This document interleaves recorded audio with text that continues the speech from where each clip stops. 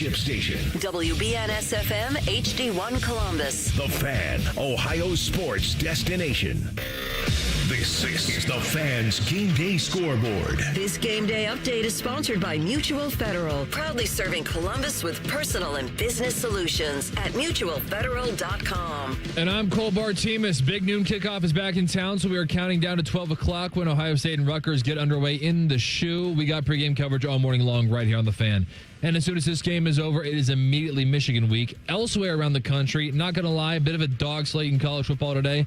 But we got a couple good ones on deck. Number 22, Missouri, and number 8, Oklahoma will get going at noon live from Norman. The Sooners are coming off a statement victory versus Alabama last week, and now they're in the driver's seat to host a playoff game. And at 3:30, we got an important game in the Big Ten. Number 15, USC, is in Eugene taking on number 7, Oregon. If the Trojans win this one, they can completely redirect the playoff implications for both of these teams. And we got one more to look out for. Down I-71, number 11, BYU's in Cincinnati. Don't let the rankings fool you. The odds makers say this one will be close. Oh, baby, it's officially football time. This is the KeyBank pregame show, getting you ready for all things scarlet and gray. Leonard sails that middle of the field where it's caught by Greathouse. He's tackled at the 40. Tackled by Jordan Hancock and Ohio State. National champion. Here's DeVere Posey, Dane Sonsenbacher, and Matty Ice. Buckeye Nation, good morning and welcome in to the KeyBank Fan pregame show. I'm Matty Ice. As always, I got DeVere Posey, the former Buckeye wide receiver, in the house. And Depot, we got a special guest rocking with us today for a couple hours, getting everybody ready for Ohio State and Rutgers. It's the one and only, the self-proclaimed people's champ, one half of T-Bone and Tyvis, which you can hear every morning right here on The Fan. Tyvis Powell rocking out with us today. T, welcome in to the morning show. I missed you guys, man. How you feeling, man? You good? I'm good. You sure you good this morning? A little tummy issues, but you know what? That ain't going to stop nothing. We got to put together the greatest show, the greatest pregame show, and it's the NAACP edition of it. So we got to have the greatest OSU pregame show that these fans has ever heard. Oh, man. We appreciate your time. My man TLC is on the board, producers for my guy AR and us Monday through Friday. Good morning, TLC. How you feeling, my guy? I'm CWB today. That's right. Depot, good to see you again. How's everything going, man? Man, good, man. Hey, look, I'm so happy Tyvis is here because we haven't got to do a show in forever. And then my dog showed up at 6:30. Yeah, bright and early. Finished the season strong. He is used to this now, though. This is his time slot. Used to this. I take that back. This is you were gonna be up anyway. Probably. When you work that morning, like even on your off days, you still get up because once you get out the hookup, it's hard to get back in that groove. So you might as well just stay in it. That's the worst part about having that just consistent early schedule. Like once you break it, there's no your body is forever on it. Is that what we hear from athletes when they retire? Just getting out of that normal schedule and then going to I'm just out in the world. You know, up until I started T-Bone and Tyvis, I stayed on the same schedule. Really? Wake up at 6, work out at 7. Because it's all you knew. That's all I knew. That's all you knew. And that's all you knew probably going back to what? High school? High school. Well, yeah. high school, I was up at 6. Even at Ohio State, I had to work out at 6. So I really gave myself another hour to sleep. That's cool, man. Hey, fellas, good to have you in, especially UT, man. Appreciate you coming in on an off day for you. Look, we got another game, obviously, in Buckeyes. They're probably focused a little bit on Michigan, but they got to lock in on Rutgers this week. Thanksgiving, though, fellas, right around the corner. Yes, sir. It's one of my favorite days of the year. Are you guys helping out in the kitchen at all this year? You guys doing anything to help out with the food, the spread? No. Okay, you're not. You just show up hungry. Okay, you just show up hungry. Okay, Depot. I know you throw down a little bit. No, I'm the errand runner.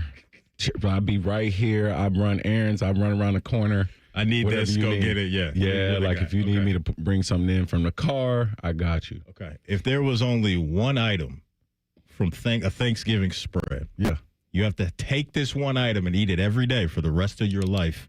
Which item would it be? Stuffing, cranberry, mac and cheese, turkey, ham. You could take one item from a Thanksgiving spread, and this is the only thing you could eat for the rest of your life. On Thanksgiving? No, every day. Okay. I don't want Thanksgiving food that much. But you have to pick one.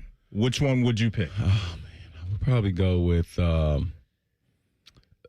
I like sweet potato souffle. Okay. Like the. Okay. And I haven't had it in a while because my wife is a yams person. Yeah. She Get to the yams. She likes those yams. So I mean, I don't, but the souffle is like mashed version with the crusted pecans. Mm-hmm. And if it's crusted at like the creme brulee top, it's every day. Hilarious. Hilarious. Okay, so that was T. One item from a Thanksgiving spread that you have to eat every day. One, I'm mad you making me think about food at a time like this. Well, I know you're hurting right now. But I would say He's fasting? probably he got the BGs going on right now. Oh, okay. He got the bubble guts going on right now. probably mac and cheese. That's probably Mac and cheese. Okay, the only reason why I brought this up is because, in our group message, me and my boys were talking about pizza or wings. You have to pick one for the rest of your life. I pick wings all day and tomorrow because then you could there's so many different loopholes you could go down with wings. Yes. You know what I mean? Like the boneless and all that type of stuff. So, yeah, man, Thanksgiving right around the corner. TLC, same question posed to you. One Thanksgiving item that you have to eat every day moving forward, which would it be? Well, I was going to say pumpkin pie until last night I had pumpkin pie. And for the first time in my life, I actually looked at the nutrition facts and I'm like, okay, hold on. I got to chill out. Yeah, when I saw that 370, I'm like, wait a minute. I love your generation. You guys are so I love that. Like, because you know why? I would just say, yeah, I know I'm doing bad. I'm accepting this big back behavior. No, but I'm not accepting it, though, because I'm trying to do better. Okay. No, I mean, I still had some last night amongst other dessert, but probably go like egg noodles. Like just a side. Egg noodles at Thanksgiving. That's a side. Yeah, we got them at our table every single year, and they're good. Let me ask you this, TLC. Have you ever had sweet potato pie in your life? Rarely. I was about to say you get some points. You get some points. You say yeah to that. Because when you say pumpkin pie, What kind of points? Thug points. welcome to the cookout point. Welcome to the cookout point. I have been called spicy white by a black girl before. Just saying. Oh my God. Because I'm not a pumpkin pie guy. Like I've always grown up on sweet potato It's crazy pie. because I'm not a pie guy. they taste very similar. Yeah. To you, they do? Yeah, they do. To me, they are the taste same. They different. taste pretty similar. Okay, because to me, they taste completely different. That's You wild. think if you had a blindfold on, you could tell the difference? I'd be able to know. Is My it the grand- spice on the pumpkin pie? Yeah, it's a little too much spice like a on that. spice A little on there. sweeter on the sweet potato side. Yep.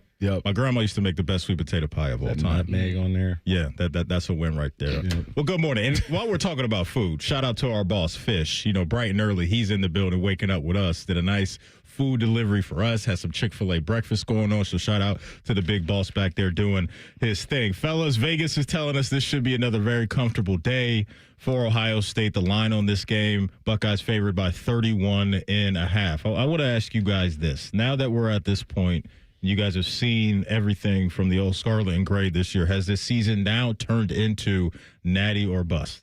Yeah. I think that when you first came into this season, it was so many young guys that I was like, it's going to be some growing pains. That's just natural because you lost a lot from that team last year. And from game one, they never really skipped a beat. It was to the point where we were talking about they were holding Julian Sang back. They had to open up the playbook for him. So I think when you look at that, if this team stays healthy, like defensively, I just don't see somebody scoring 20 points on us. I don't think we gave up 20 points all year. So and if the offense is cooking, they're going to score more than 20 points. So to me, if everybody's healthy, it's a no-brainer. Yeah. The term natty or bust for me, for this group, wouldn't pertain to this season. I think this would be an overachieving season.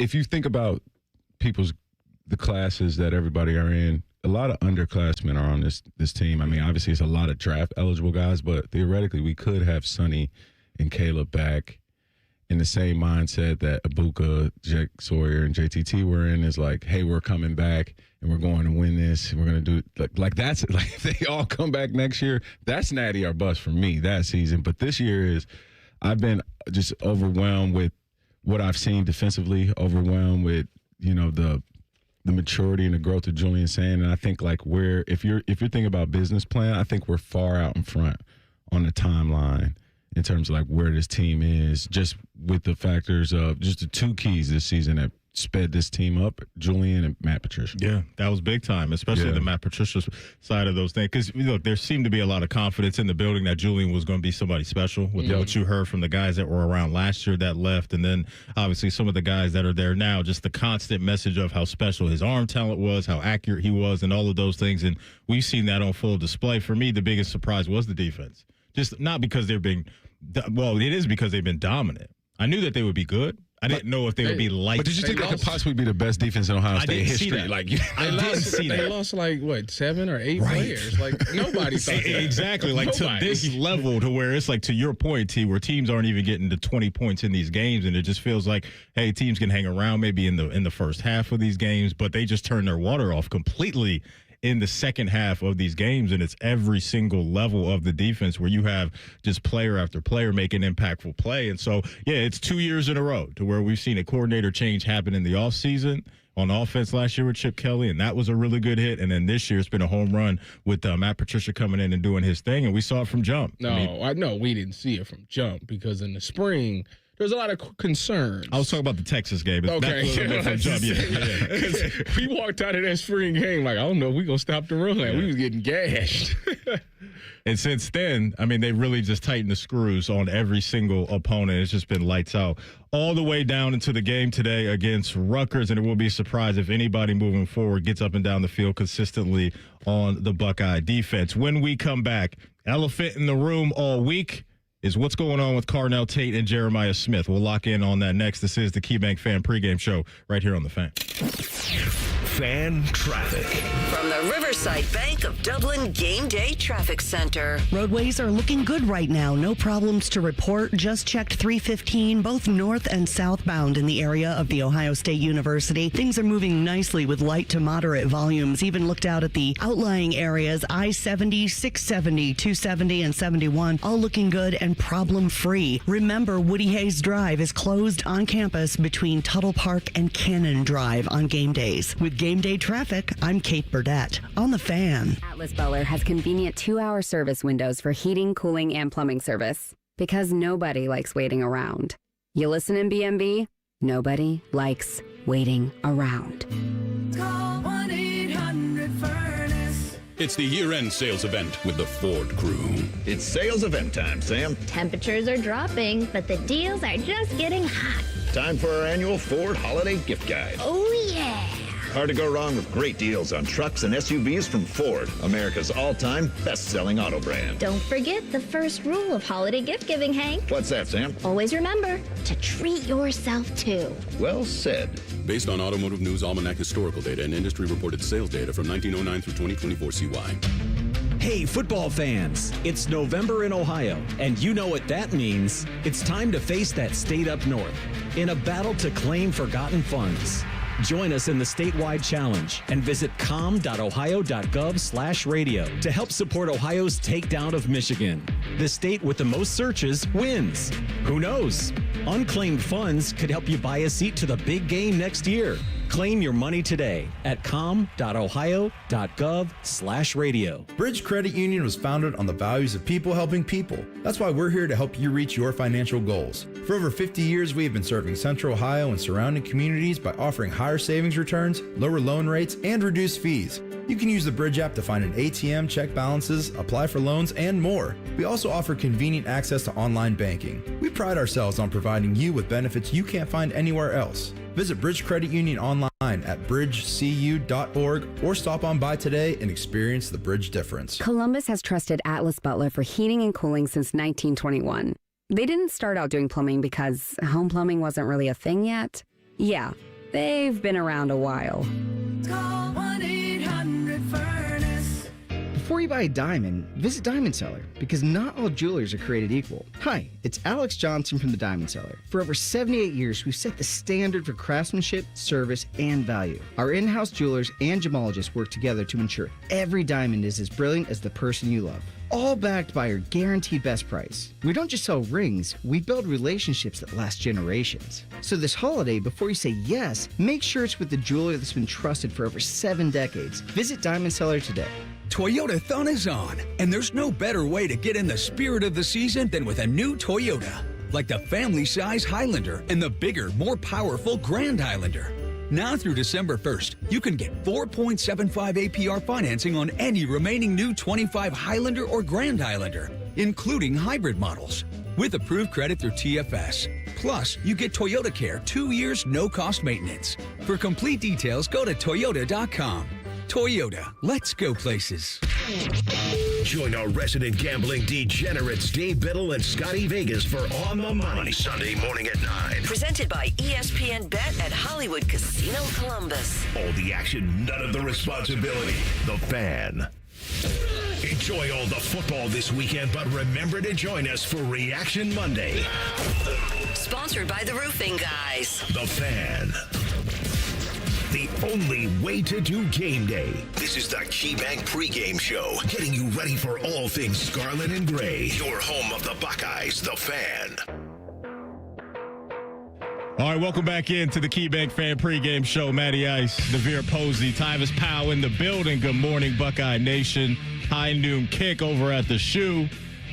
You know, AR and I were talking about this on our show throughout the week, and he likes that Ohio State can have the noon game going into Michigan week, that extra time or that extra window of time or whatever it may be. I don't know if that's 100% true, but he was breaking it down. I was like, okay, I kind of like that. Did that register for you guys as players the week before the kickoff time? No, because does that matter? Once it hit 000, it's time for war. It's time to lock in. Everybody know that. Yeah, It's time. It was time, honestly. The middle of the week, but you don't want to ever look ahead. No, you can't, because you trip over your feet. Listen, man, Rutgers coming into this game, I think people don't understand. Like, Rutgers got the leading passer on both teams with Ethan Caliac-Manis. I think he got 2,700 yards on the season. They got the leading rusher coming into this game. I think he got like 1,000 yards exactly. And then they got the leading wide receiver when it comes to receiving yards in this game in KJ Duff. So, like, they got some players on offense. Like, I don't know why people think we just going to overlook this. Yeah, and this year's team, even going back to the offseason, it was impressive where their mental was, right? With just the stuff coming out of the building of, hey, this national championship stuff that's up on these walls. Hey, let's move on to the next page. They've been locked in every single week. They haven't allowed opponents that weren't supposed to be in games to be in games, late in games. And so it's a good sign of the leadership from the top down. A big storyline all week was what's going on with Carnell Tate and Jeremiah Smith. Ryan Day spoke to the media, and here's a quick snippet of an update, I guess, about where those guys are at right now. Ryan, how have Carnell and Jeremiah made it through the week so far? Yeah, they're working hard to get back on the field, and that's it. I mean, that's what they're focused on, and I don't really have much more of an update other than that. So there's that, and here's his thoughts on the backup wide receivers that may need to step up. Well, there was good things there, and we need everybody to step up this time of year in terms of depth. There was definitely, you guys saw good plays out there, and so but there was things now that are on film that they can grow from, and then get back back to work, and guys trust them when they get on the field. That's important. So there's definitely good things there, and they're going to have opportunities again this weekend. Depot, what do you think of all this that's going on with Carnell and Jeremiah? When you have the coach being as hush-hush as she is about the injuries, that allows for a lot of speculation, and there's just been a lot of people guessing as to what's really going on. For me, I'm just going to take them for their word, and that these guys are banged up right now, and they're trying to get them as close to 100% before we rock and roll for next week against the Wolverines. That's definitely my approach. You talk about a lot of miles on these guys this year, and just heavily those two receivers. It's not been many 4 receiver sets like we've seen in the past, and the JSN, Chris Olave, Garrett Wilson years, and you transition to Marvin Harrison, and you got all these young guys where you can go for a while. There's been a lot of 2 receiver sets, obviously a lot of tight end stuff. So these guys have been doing. Jeremiah specifically has been doing a lot of clear out routes, a lot of decoy stuff this season on top of the load that he's been able to produce with the yards and stats he's already had. And so, man, I look at it like if we can rest the wheels, you never want to go into a game and say, hey, I don't need my horses in these games. And then for me, from a wide receiver standpoint, you're sitting at 700, 800 yards, a 180 day, and versus Rutgers, Scarlet Knights could get you right over that stack that you need. So you, as a receiver, those guys aren't happy that they're sitting out right now. This isn't a situation of NIL and resting and those conspiracy theories that go down there. Like, nah, these 2 dudes are competitors. They want to be out there. They're chasing numbers. They're chasing greatness, especially Jeremiah. And And I think you just got to be smart because you have another season ahead with this playoff run, and we could potentially have 6-7 more shows, so it could get ugly for the body, and it's going to be the highest competition. So you want to be very smart with the miles right now. T, what do you think of this whole situation that's been going on this week with Tate and Smith? I think they're not needed in this game. Yeah. I think, like I said, if the defense continues to play this well, I think it gives Julian a chance to really increase his Heisman campaign, because everybody always says that the only reason he's good is because he's got Carnell and Jeremiah Smith. Well, you got a chance to go out there and prove that I can still have a good game without them. And then when it comes to the young wide receivers or those backups, I think that Hartline has done such a great job that we got to give him the benefit of the doubt. Like, you don't have that many first-round picks and then think you just can't coach up nobody else. Like, that's you don't got nobody in stable. Yeah, like, I think that we will be okay in that thing. And I like seeing some of the young guys. Quincy Porter, Mylan Graham. I like excited for Mylan Graham. Yeah, I want to see what he do in that slide. Rogers been a guy that's been here, winning the portal, came back, and all those things. So he's committed to this program. It gives him a chance to shine.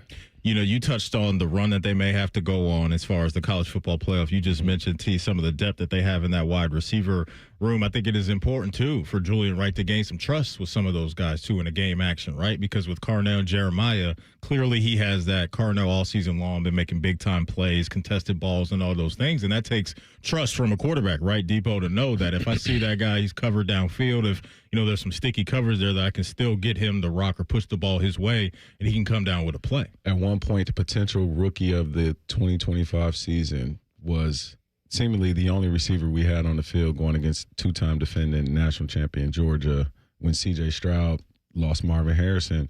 And so you think about where C.J. put that team and where his future, what kind of future he had after that game. It is an opportunity for Julian. Like Tyvis is saying, it is an opportunity to say, hey, like, this is a part of our system. This is a part of, like, what we're doing this season, and I'm at the center of it. And not to say, like, beating Rutgers is a Heisman moment, but beating Rutgers, solidifying in a solid win with two of your best horses down. Oh, yeah, it helps. And then you go out and get it done versus Michigan with your guys back out there. You double down on that Heisman moment. So I think he has an opportunity for sure. You mentioned the Heisman race. I agree with you with potentially what, today could look like for him, because he's going to have a chance, I think, to have some decent numbers, even though where you look at where Rutgers defense is at, they're bottom in the conference and, defending the run. So it may be a day to where maybe Bo Jackson, West, and those guys pop off a little bit more. But Mendoza and Indiana, they're on bye week this week, and so Julian will have kind of that stage to maybe close the gap a little bit numbers-wise and all those things. But the eyeballs will clearly be on him next week in the Michigan game, and then we may be looking at a Big Ten championship game to where the Heisman voters are really locked in on those two guys to see what that looks like. But I want to ask you about Carnell Tate and what you think is next for him in the league as far as the impact he could make, right? Because we're seeing just Buckeye wide receivers all over the place doing big things. The year JSN is having is crazy with Seattle. He is absolutely just killing it. But when you look at Carnell, I know sometimes people look at playing opposite a guy like Jeremiah Smith, and there may be some questions like, can he be a true number one? T, do you see that from Carnell when he gets to the league, that a team could identify him as their true number one receiver week in and week out? Absolutely. I mean, he's having a pretty similar career to like a Mecca. Not numbers-wise, because obviously Mecca I think he broke the touchdown or receiving record. Yeah, one of those, yeah. Not in that aspect of it, but the fact that he's always been overshadowed by the other receiver.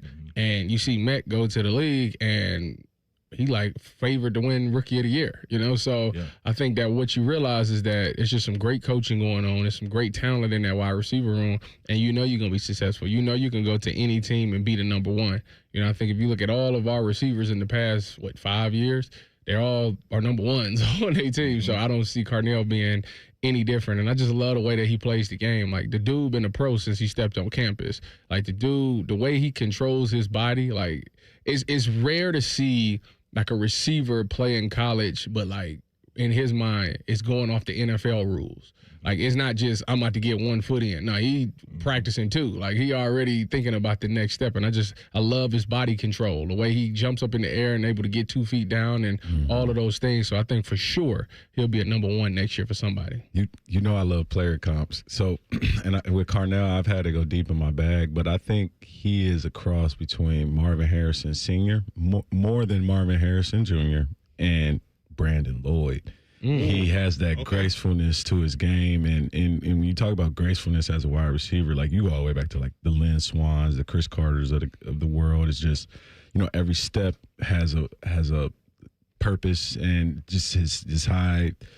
I like guys that run with high knees, and he's just, eating up a lot of ground. So just to see him next season and the impact he'll make, I just think his game, like Tyler says, he is playing a pro game, and his game is going to immediately translate almost to the level probably more impactful like a Mecca, more impactful like Garrett Wilson when he's not sharing targets with Jeremiah. Listen, we gotta send up a prayer for Garrett Wilson right now. Tough times for him out there in the Big Apple. He's kind of used to it. It's not his doing. That's the worst thing you can say. Yeah, he's kind of used to it. Like he's just like, hey, somebody.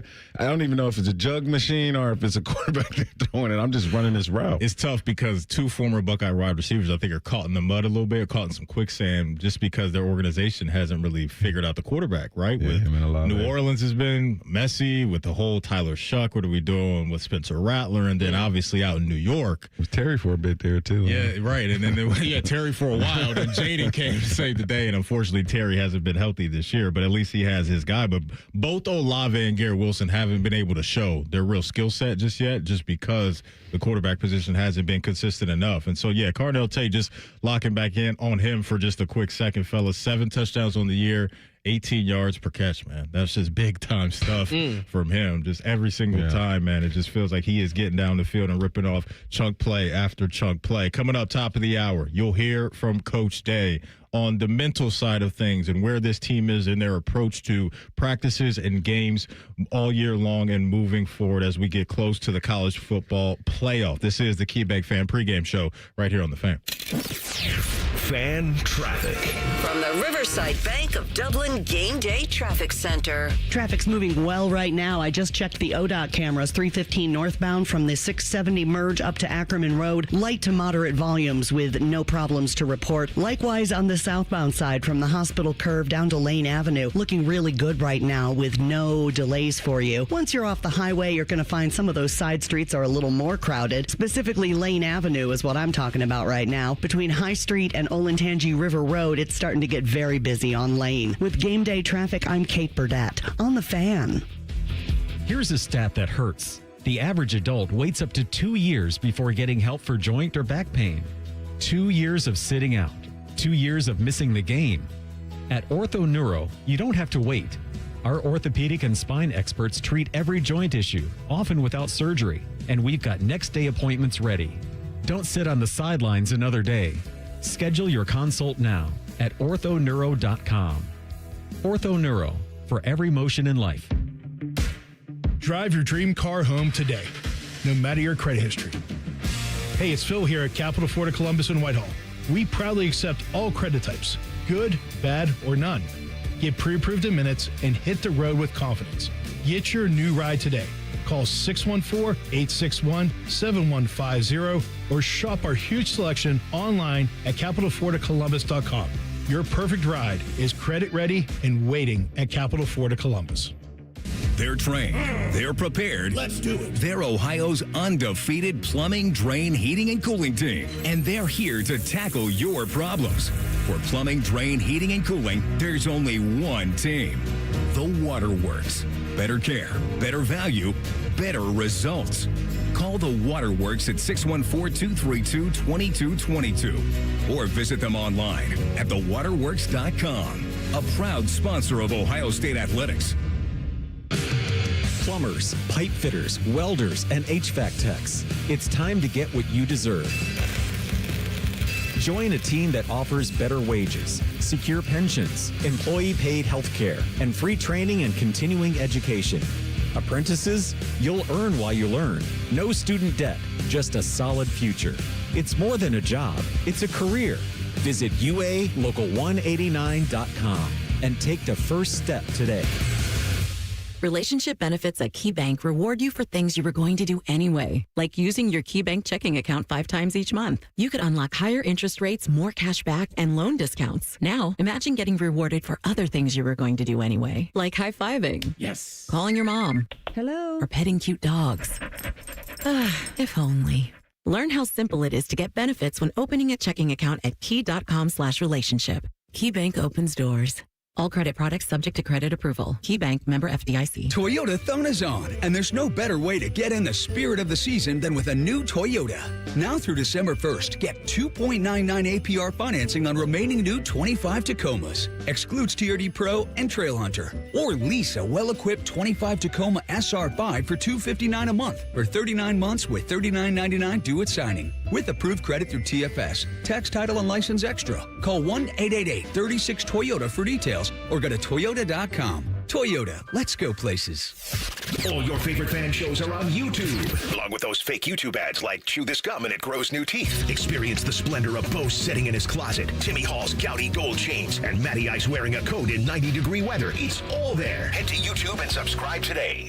Broadcasting from the Lindsay Honda Studios. Honda makes the cars, Lindsay makes the difference. Visit lindsayhonda.com. WBNS-FM, HD1 Columbus, The Fan. This is The Fan's Game Day Scoreboard. This game day update is sponsored by Mutual Federal, proudly serving Columbus with personal and business solutions at mutualfederal.com. And I'm Cole Bartimus. Big noon kickoff is back in town, so we are counting down to 12 o'clock when Ohio State and Rutgers get underway in the shoe. We got pregame coverage all morning long right here on The Fan. And as soon as this game is over, it is immediately Michigan week. Elsewhere around the country, not going to lie, a bit of a dog slate in college football today. But we got a couple good ones on deck. Number 22, Missouri, and number 8, Oklahoma will get going at noon live from Norman. The Sooners are coming off a statement victory versus Alabama last week, and now they're in the driver's seat to host a playoff game. And at 3:30, we got an important game in the Big Ten. Number 15, USC, is in Eugene taking on number 7, Oregon. If the Trojans win this one, they can completely redirect the playoff implications for both of these teams. And we got one more to look out for. Down I-71, number 11, BYU's in Cincinnati. Don't let the rankings fool you. The odds makers say this one will be close. The ultimate way to get ready for another Buckeye victory. You're listening to the KeyBank Pregame Show. Proud to be your flagship home of the Buckeyes, The Fan. It's time to find out what they're saying. All right, welcome back in. This is the KeyBank Fan Pregame Show. Matty Ice, Tyvis Powell, DeVere Posey getting you ready for Ohio State and Rutgers. Good morning, Buckeye Nation. Coach Day spoke to the media this week, as he always does. And he talked about a little bit of how this year's team goes about their business, the mental part of it, and just the everyday grind that it takes. But he feels good about their business-like approach. Yeah, I mean, every year is different, different group of guys, but I think the mindset of this team is that they're business-like, they're locked in, they're focused right now on what they want to get done, and that's the most important thing. We know that we want to be playing our best football down the stretch, and that's it. And I think these guys embrace it, man. They want to bring it every day, and we're chasing history, here at Ohio State, and they know that. So that was the vision early on in the season, and then the challenge is to focus every week on being your best and being the hardest playing team in the country and getting our job done. So. That's what these guys are doing. Different group, different dynamic, and different coaching staff, different chemistry. Just everything about it's different. So, and that's what I said to the guys the other day. Again, we're writing a different story right now, and we're in control of that. And that's what's great about being at Ohio State. You're in control of what's going on, and that's it. That's what we're going to focus on, what we can control, and then the rest of it is just noise, and we have to stay focused this time of season. Tyvis, last year's team, you could definitely feel like the maturity, right, with just the Cody Simons and the Jack Sawyers, and then obviously at the most important position, Will Howard comes in from Kansas State with a whole bunch of experience, and it just felt like a grown-up team. And honestly, credit to this year's team, because to me, they're hitting me with that similar vibe. And like he said, it's just straight business with these guys. It's really no nonsense. It's all about ball, and then we're flipping the page to our next opponent. I think that when you look at that group that you brought up, the team from last year, I think they did a wonderful job molding them. When you get to see what it takes, you spend an entire season behind them, and you like, oh, this is what I got to do. When it's my turn, I got to do this to be successful. So I think that last year's class did a wonderful job prepping this year's class, and then to give them credit for recognizing that. I think it started in the offseason when the message was, y'all didn't win anything. The group that won something is in the league now. You guys ain't did a thing. And it's crazy because you could say that, but especially in today's world with social media and all that, these kids see that. They see all the praise and stuff, and it could get to your head for sure. You could become complacent, but they've done a really good job over at that Woody. Like, nah, y'all ain't who y'all. I know they saying y'all the greatest thing since sliced bread, but y'all ain't that. Y'all still got to fix this, that, and the third. And they've been accepting that challenge every Saturday. And I think that's what's led to those guys like getting better every week. Depot, how have you felt about this year's team, their approach, some of the things that they've been saying? Because last year's team, like on record, remember we had Will Howard saying like it was natty or bust. Like those guys were embracing that, and they were, I think, they were able to embrace that because of their maturity. It's not a bad thing that we haven't heard that from this year's team, but it's good to hear nothing but ball from this year's unit, in my opinion. Yeah, man, this group, this class, I think 10 years from now, we'll look back at and you say, hey, they could potentially pump out 2 natties. They could potentially have, multiple first-round picks. And then you just wonder, with all due respect to that group last year, love them and everything they were about, but just like the supporting underclassmen from last year, we talk about this stat all the time. I think it was, 50-something sacks last year, and 27 of them are still here on the field. And the Caden McDonald's, the Caden Currys, the Sonnies, the Arvells, the Jermaine Matthews, and guys that, split time last year but made huge plays.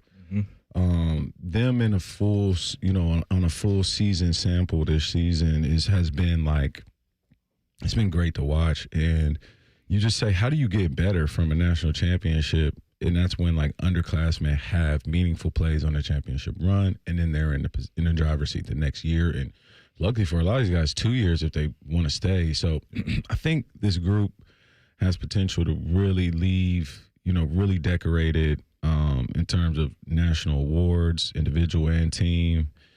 But the business and focus of this group has truly been from, I think, the nucleus of like generational players. And I think I love Jack, I love all those guys, but like I'm not going to sell the talent that I think is generational on this roster. And I think that's Arvell Reese. I think that's Caleb Downs. I think that's Jeremiah. Yeah. And I think that's Julian. And I think, Caden McDonald is entering that conversation to me too as well.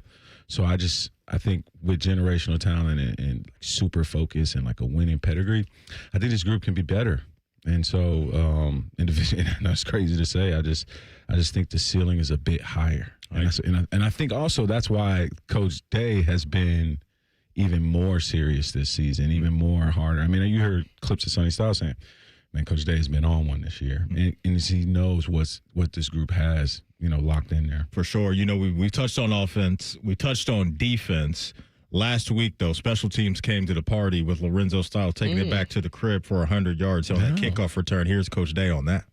We saw some things on film that we felt like we could take advantage of going back to the field, and Lorenzo certainly has the speed to do that, and so we don't really haven't anyways had a lot of opportunities, and so wanted to really take advantage of the opportunity if it arose, and the first one didn't, and then the second one, it was just great effort on the play. First off, the double team by Jelani and Miles was excellent, and then they really took care of their guy, and then Miles came off of it and blocked the kicker afterwards, so that was really well done. And then Ryan Radzitsky and David Adolph, just unbelievable on their double team.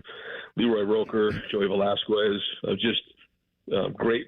I mean, really, really clean. It's hard to get a kickoff return to be that clean. And there's a lot of guys involved with it. Did a really big time job. Brandon Ennis on the edge, and then Lorenzo, had conviction coming out of there. And so it was great to see all the hard work pay off, and you could see it with the guys celebrating and how the sideline reacted. Tyvis, it's been a minute since we saw one of those. It was good to see last night. Last week. What was it, Jordan Hall 2010? Yeah, I think so. Man, 15 years ago. Close, yeah. It was nice to see it, because it's like when you hear stats like that where it's like it's been so XYZ years since we did it. I think last year was like punt return. We hadn't had one since Jalen Marshall against Indiana, and then Caleb Downs take one. So this team has been special, and they've been figuring out the special teams. That was a thing like 2 years ago where everybody like our special teams is trash. And shout out Nate Ebner. And now shout out to Nate. And now these guys really locked in and taking it serious, and now you're seeing, them make plays. I mean, one thing that happened, the weirdest thing that happened last week is Caden Curry blocked the punt, and I don't think he meant to do it. I don't think you're good to do it. Well, no, Depot, as we get down to the finish line of the show where there's the Michigan game next week, there's a Big Ten championship game probably with Indiana the week after that, and then obviously the playoff. These are the type of games to where that talent will ramp up as far as your opponent, who you're facing, to where those can be the type of difference-making plays that can help you come out with a dub. Yeah, well, but even just the intentional focus on one area of improvement week by week that this team is taking. If you go back each week and talk about what they were practicing and what the goal was going into each game, you think about, hey, we want to push the ball down the field, Julian, accomplish, check mark. Hey, we want to run the ball versus Purdue, check mark. Hey, we want to return a kick, check mark. Just the ability to say, hey, we're going to have this area of focus and execute it with the week-to-week manner and fix problems and close doors and kind of like not let that show up on film anymore. That, to me, is a great attribute for this team. And then also it comes in even smaller versions like, hey, the got 'em play. Just go in at halftime and fix stuff right away. Like, this team can make adjustments. And so, like, you clap back at the Dan Orlovskis or whoever that was who say, hey, listen, this team hasn't played anybody in the fourth quarter, but one thing this team has done, no matter what the opponent is or whatever the situation, they fixed the problem. Yeah. Tyvis, I haven't had a chance to talk to you about that because Depot just touched on the Dan Orlovsky comment. I'm sure you guys talked about that where you said that this is the most least tested number one team in the history of college football. How did that register with you? I looked at it like that's a compliment because that tells that this is the most dominant team in college football if they haven't been tested. You know, I think that it's sad that people want us to struggle. And like you see, because you see the SEC and all these other teams go and struggle and be in games, and Ohio State just head and shoulders above everybody else, and they play that way. Like, this is Ryan Day right now as the head coach. I don't think it's really been too many times where we was worried about losing to a team that we wasn't supposed to lose to. Yeah. You know, credit to him, he's won all of those games. So, like, when you look at like a situation like today, like, we're gonna be good. Like, I think we're fine.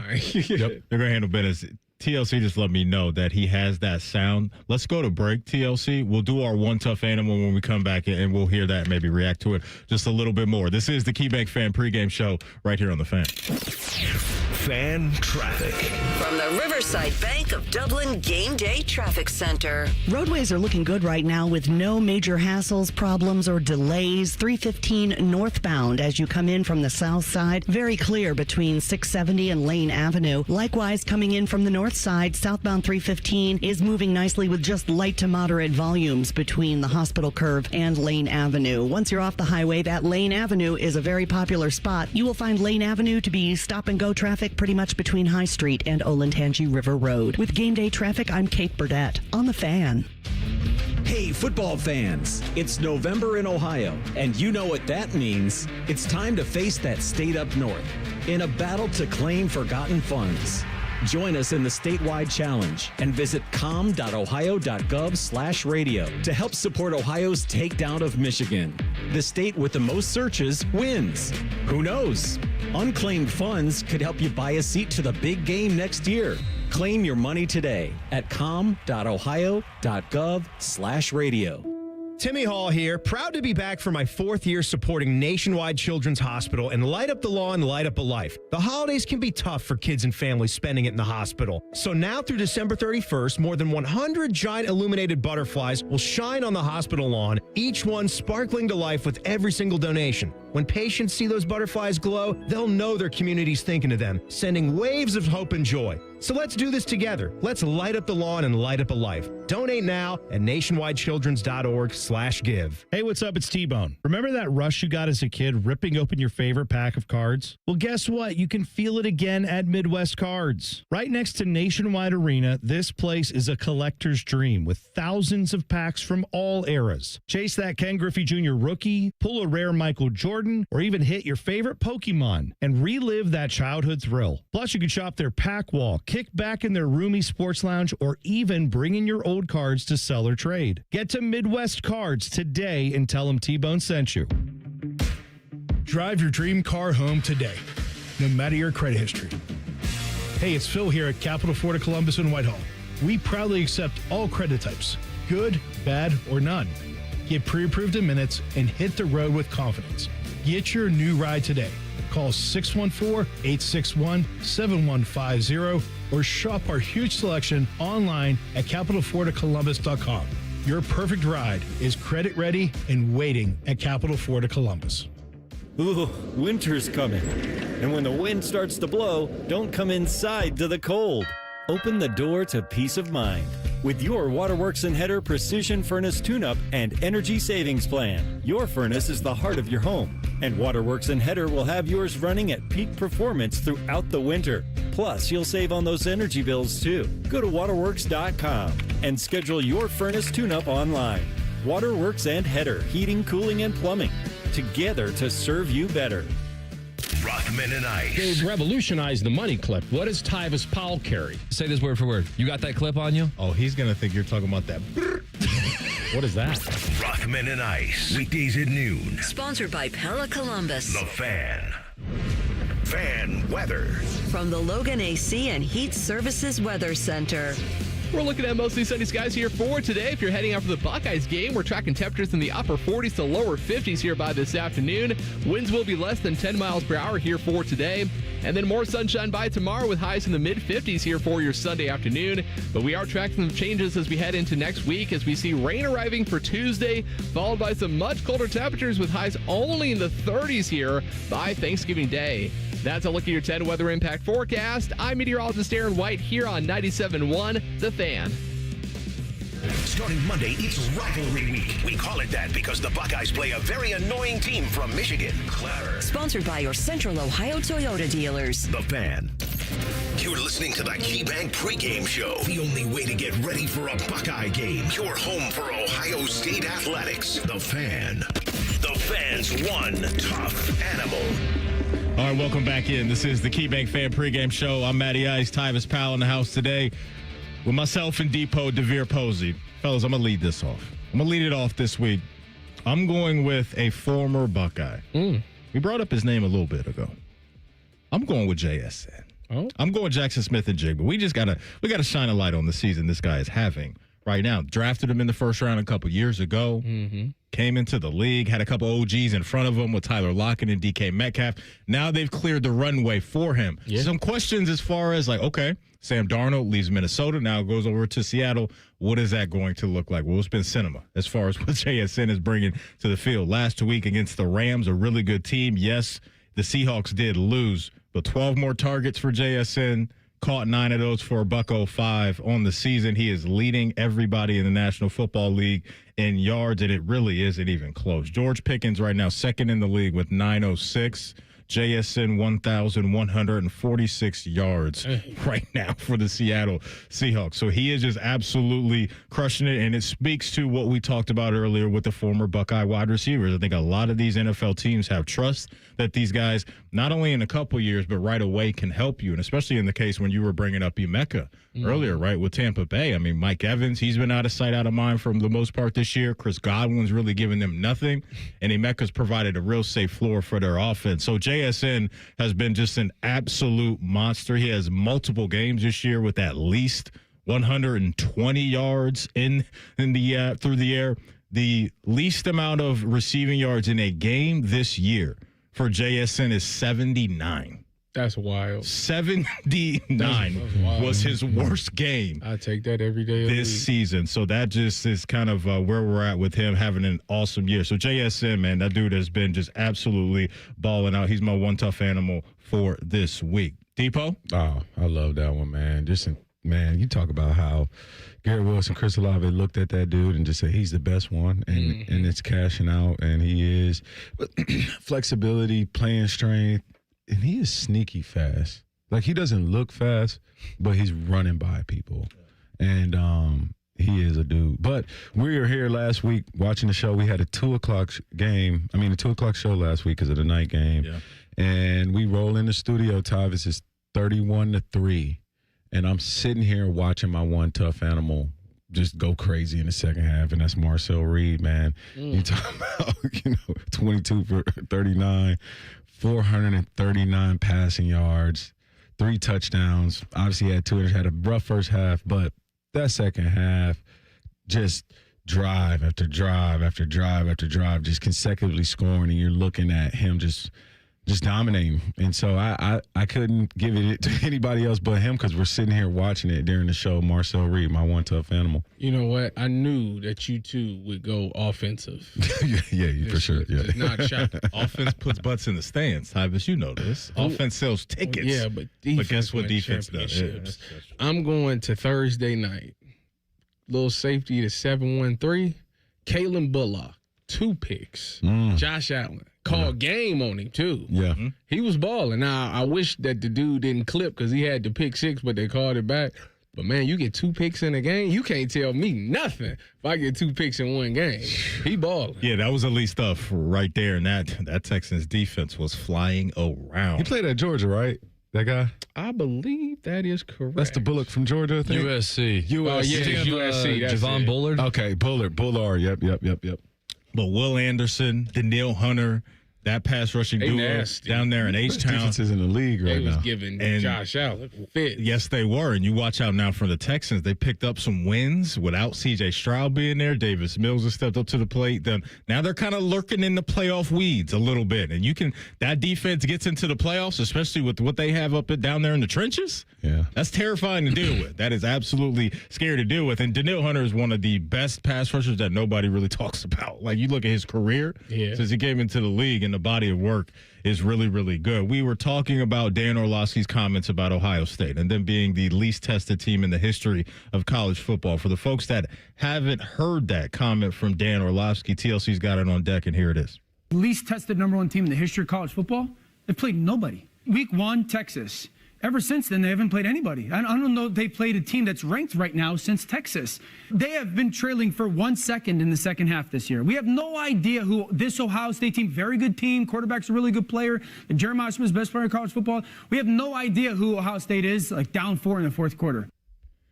Okay. I mean, that's fine. I mean, I guess what he said at the end of that is true. I'm not really too concerned about some moment popping up to where they're not going to be able to execute in a late game moment. And even if they don't execute, to me, that's not going to mean that this was some fraudulent team that we watched this year. I don't view it that way. Sound like something a hater would say, in my personal opinion. I mean, how are you mad at them for not struggling? What sense does that make?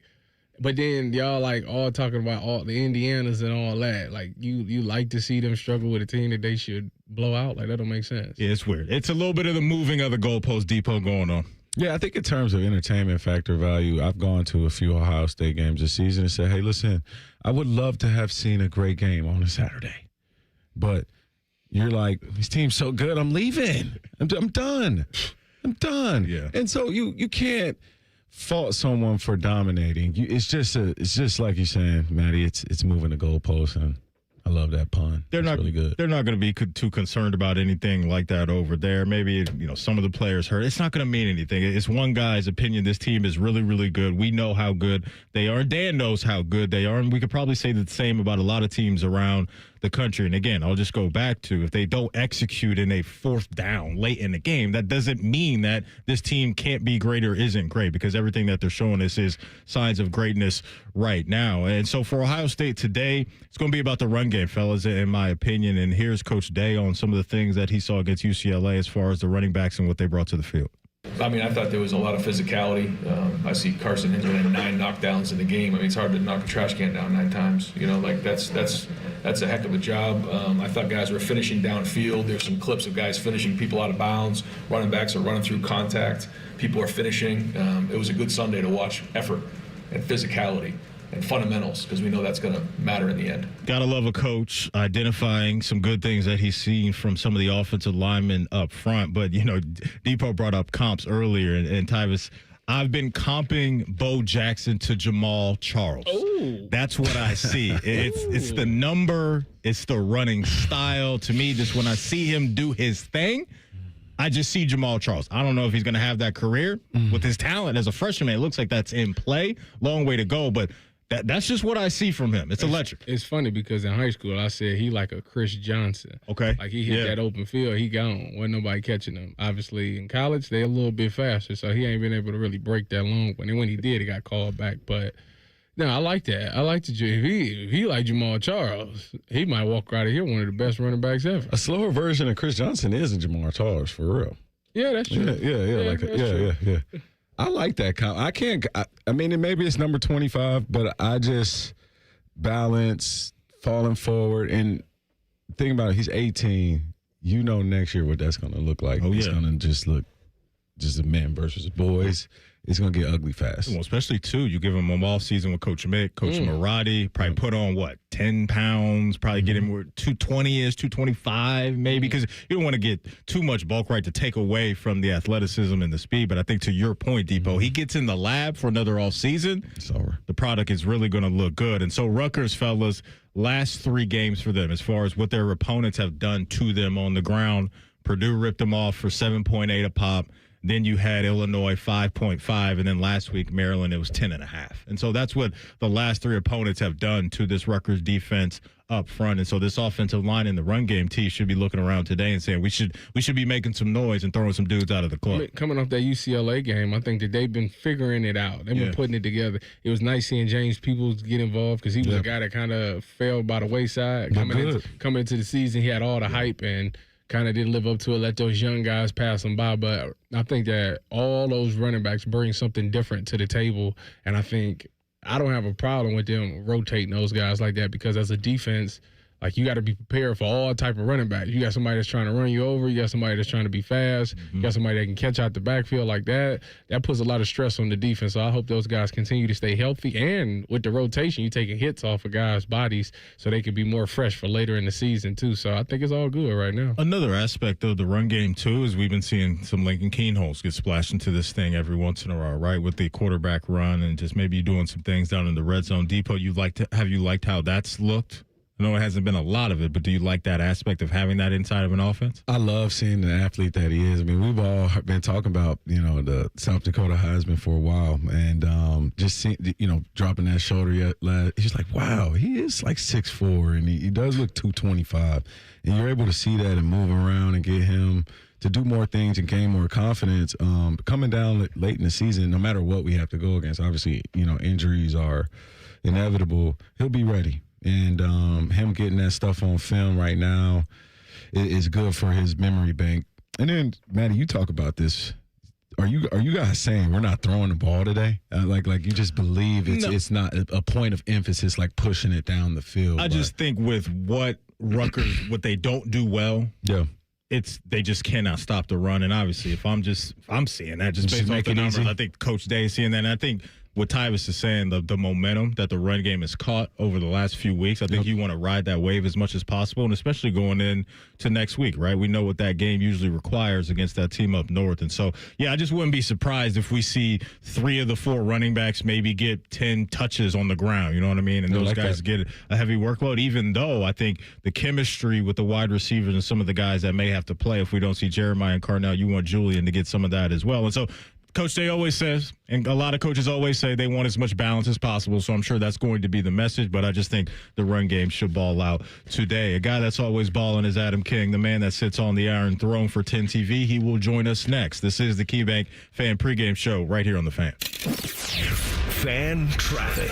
From the Riverside Bank of Dublin Game Day Traffic Center. Seeing traffic volumes start to build up just a little bit on 315 around the Lane Avenue and Ackerman Road exits. You're going to see just a few more brake lights right now. Things are still moving, though, overall with moderate volumes of traffic. On Lane Avenue, things are very busy between High Street and Olentangy River Road. Olentangy River Road is getting crowded between Ackerman and Kinnear. And a reminder, Woody Hayes Drive is closed on game days between Tuttle Park and Cannon Drive. With game day traffic, I'm Kate Burdett on The Fan. Hi, Bob Capace from Worthington Jewelers. Coming up, more football talk on The Fan. That's right, Bob. And just like our hometown team, Worthington Jewelers is all about tradition, family, and winning moments. Celebrate your victories with us, your hometown jeweler, Worthington Jewelers. Buckeyes, the 2025 football season is here, and that means 3 things: football, game day, and smooth Jameson whiskey. Whether you're catching the game at home, at your neighborhood bar, or soaking up the team spirit at a tailgate, Jameson Ginger and Lime and Ohio State Athletics are a winning combo. So cheers to making game days even better with the official whiskey of the fans. Jameson, proud sponsor of Ohio State Athletics. Athletics. Taste responsibly. Jameson Irish Whiskey, product of Ireland. 40% alcohol by volume, 80 proof. Copyright 2025, imported by John Jameson Import Company, New York, New York. Matty Ice here. If you're ready for some amazing Black Friday deals, head on over to McDaniel GM Superstore in Marion, where the savings are rolling all month long. You can lease a brand new 2026 Chevy Equinox front-wheel drive LT for just $309 a month for 36 months, or if financing is more your style, grab it for only $415 a month for 84 months for qualified buyers. They're just off Route 23 on 95 in Marion, or you can visit McDanielGMSuperstore.com. Chevrolet, together, let's drive. November is an ideal month to plant trees in Ohio because the soil is still warm, which reduces the transplant stress. Plus, trees require less water in November than in the heat of the summer, allowing roots to grow in the cooler temperatures. When planting trees, keep these tips in mind. Select trees that are zone hardy for where you plan to plant. Avoid planting trees that produce slip hazards like fruits and nuts close to sidewalks. And don't plant large trees near or under utility lines. To learn more about the November tree planting, contact an ISA certified arborist near you by going to trees4ohio.org. That's trees4ohio.org. We're back to football talk, but before we kick off, a quick thanks to Bob and the team at Worthington Jewelers. Thanks, Common Man. Whether it's game day or every day, we're here to help you celebrate life's biggest moments. Worthington Jewelers, your hometown jeweler. What he said. Always and forever your Ohio State flagship station. WBNS-FM HD1 Columbus. The Fan, Ohio sports destination.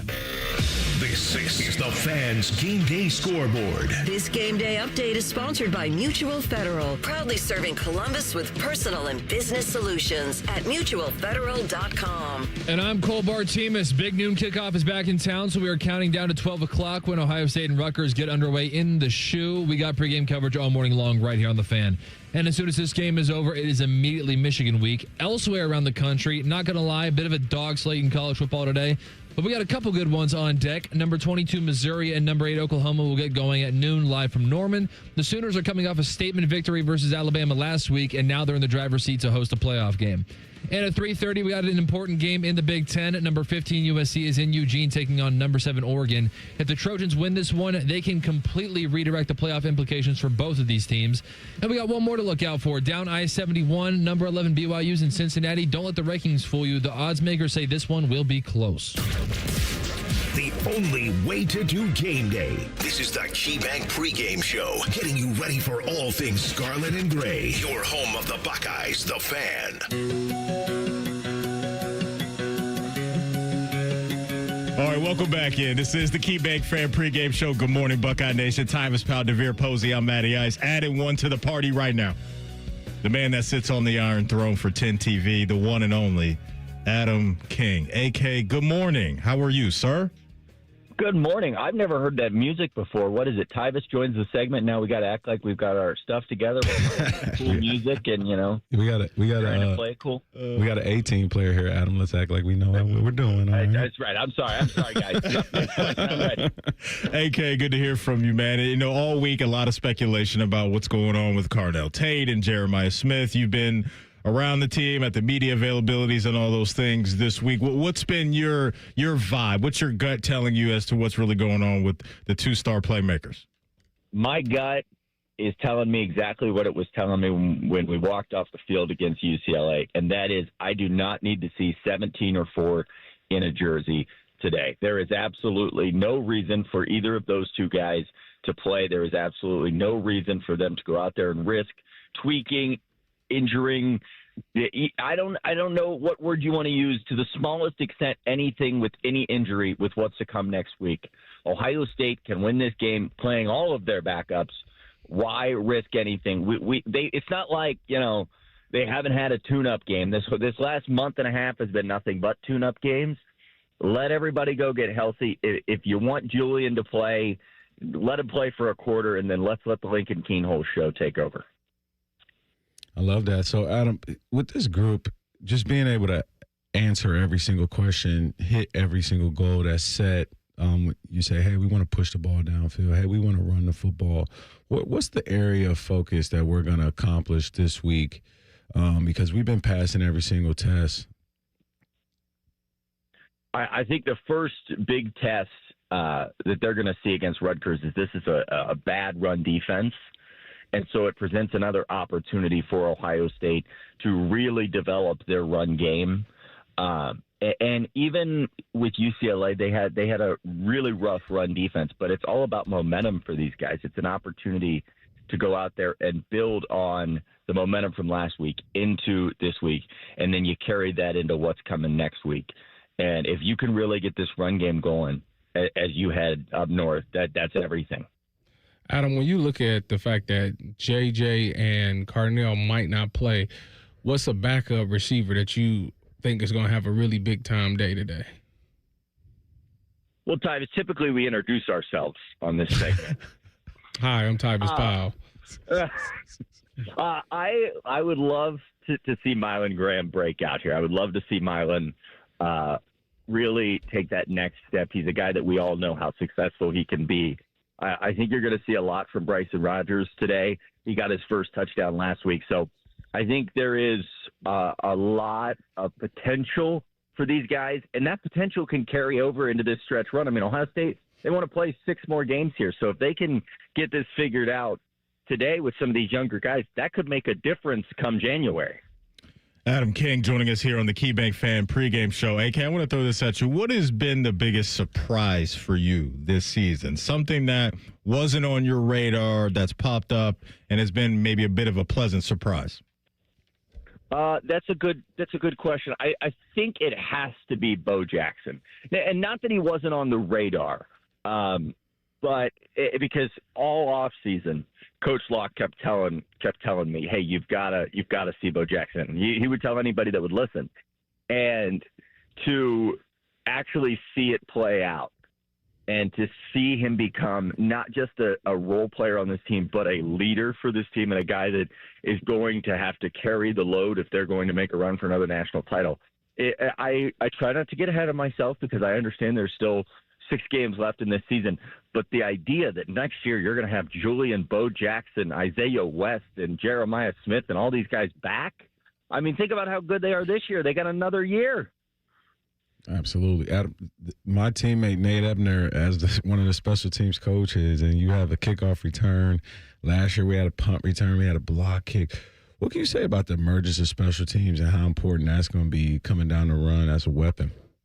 Well, I've said it all week. We are in the upside down because somehow we went from the special teams and run game being a little bit of a concern to the run game and special teams looking unbelievable against UCLA and the wide receivers being the concern. So the special teams, I mean, people joke about it. They make statements. Special teams matters in a major way. I think any good team will tell you that. Just look at the ability to start on the 20-yard line or 25 compared to sometimes getting out to the 40 can change every single drive, let alone when you got Lorenzo Styles saying, you just keep the offense on the sideline, I'll take care of it. Adam, when you look at this team and you look at Julian saying, obviously he's in the mix for the Heisman. I know you said that you wanted him to be out of the game after the first quarter. Do you think that impacts him winning the Heisman? I don't care about the Heisman right now, and I know that's not a valid opinion. I think we've gone too far with the Heisman, with stat padding and all this. The Heisman's going to be decided in Indianapolis between Mendoza and Julian Sayin. As long as you get that game, you get the winner of the Heisman from that game. Ty Simpson kind of took a step back with that loss last week. Julian Sayin, stats against Rutgers are not going to tell somebody that Julian Sayin is a Heisman favorite or not. And if it does, then that's what's wrong with the award, because it shouldn't be a stat-driven award. You should have to watch the games and see who the best player in college football is. You mentioned the upside down, and I caught that Stranger Things reference that you threw in there. If Adam King was caught in the upside down, would he be able to survive Vecna? No, I would not even a chance. I don't know if you've ever met me, Matty Ice. I am accustomed to a certain lifestyle, and I would not do well. No, not at all. Go ahead. You're talking to a man that's waiting to get his Starbucks because that's how he kicks off his game day. What's the order, sir? What's the order today? I went with the peppermint mocha, and I'm not ashamed of it. Yeah, it's cold out. It gets you in the season, you know. I had 2 less pumps of mocha because sometimes those can get heavy, and I'm not trying to, You got to be light today. You got to be light today. Yeah. You're on your feet. You're on your feet. Yeah. Be smart. Only one cup. Only one. Hey, let's look around the corner just a bit because, we'll quickly turn the page to Michigan. As you know, when that clock hits triple zeros today, especially, with Ohio State and how they should handle business. But your early feel on that game, Adam, is what? Do we have to talk about it? Yeah. I mean, it's my early feel is like, I don't know how to feel. Like, I remember last year, my early feel was like, oh, they're going to dominate this game and it's finally going to be over and you put it behind them. My early feel is kind of not that they're going to dominate. It's going to be a game. Every time these two teams play, it's a game. But my feel tells me that Ohio State has the talent this year and they're playing to the level of their talent when they need to. And I think that Ryan Day is going to speed this offense up a little bit when it needs to go. I think it's going to look different. So, yeah, I'm as confident as you can be, but I think every Buckeye fan out there would tell you right now that they have a hesitancy to feel confident going into this game because it's been 6 years, guys. Somebody said that yesterday, and I couldn't believe it. The last person to beat Michigan was Justin Fields when he came in after that ridiculous shot he took and went back into Ann Arbor and threw that pass to Garrett Wilson. No, Adam, who's going to be the leading rusher today for the Buckeyes? Leading rusher. I like Isaiah West. Give me Isaiah West to lead this. Bo will get in there. We'll see Donaldson. He had a good week of practice, but give me Isaiah West to carry the load and surprise some people. Okay. Before Iguodala. You want Iguodala. Got you. I want Iguodala. Shout out to Max Kellerman. Before we let you go, just talk about this senior class, AK, and maybe the determination you've seen from them, the focus, and just all of that, because obviously the Michigan stuff is hovering over their head. The Big Ten championship and not having those is hovering over their head. But what have you felt about, or how have you felt about this senior class this year? Well, you're exactly right about it hovering over their head, but it certainly shouldn't be because this senior class, whether they want to admit it or not, are national champions. And that's something a very select few people can say in Ohio State history, and that should win out above all else. I don't know. It is bittersweet to see this class go because there are a lot of guys that were at times overlooked and that lived up to their name and stepped up when they needed to. And kudos to them. Some of them had to take a back seat last year. When it was supposed to be their year to step up, a lot of the guys came back and they said, okay, that's fine. I'll stick around and I'll be ready in 2025. And then you look at someone like Sonny Styles, just what he's meant to this program. He epitomizes what it means to be a Buckeye. So it's bittersweet, but I don't think that any of them are really thinking about, they'll have their moment. They'll run out on the field. It'll be great. And then, listen, they got 5 more football games to play. They've got no plan on ending this thing anytime soon. No doubt. AK, where can the folks follow you today? What's it looking like on the TV side of things for you?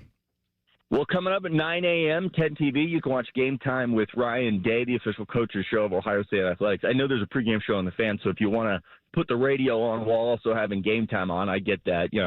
Just stream them together. And then we'll have a post-game show, wall-to-wall sports, tonight at 11:30 on 10 TV, breaking it all down for you.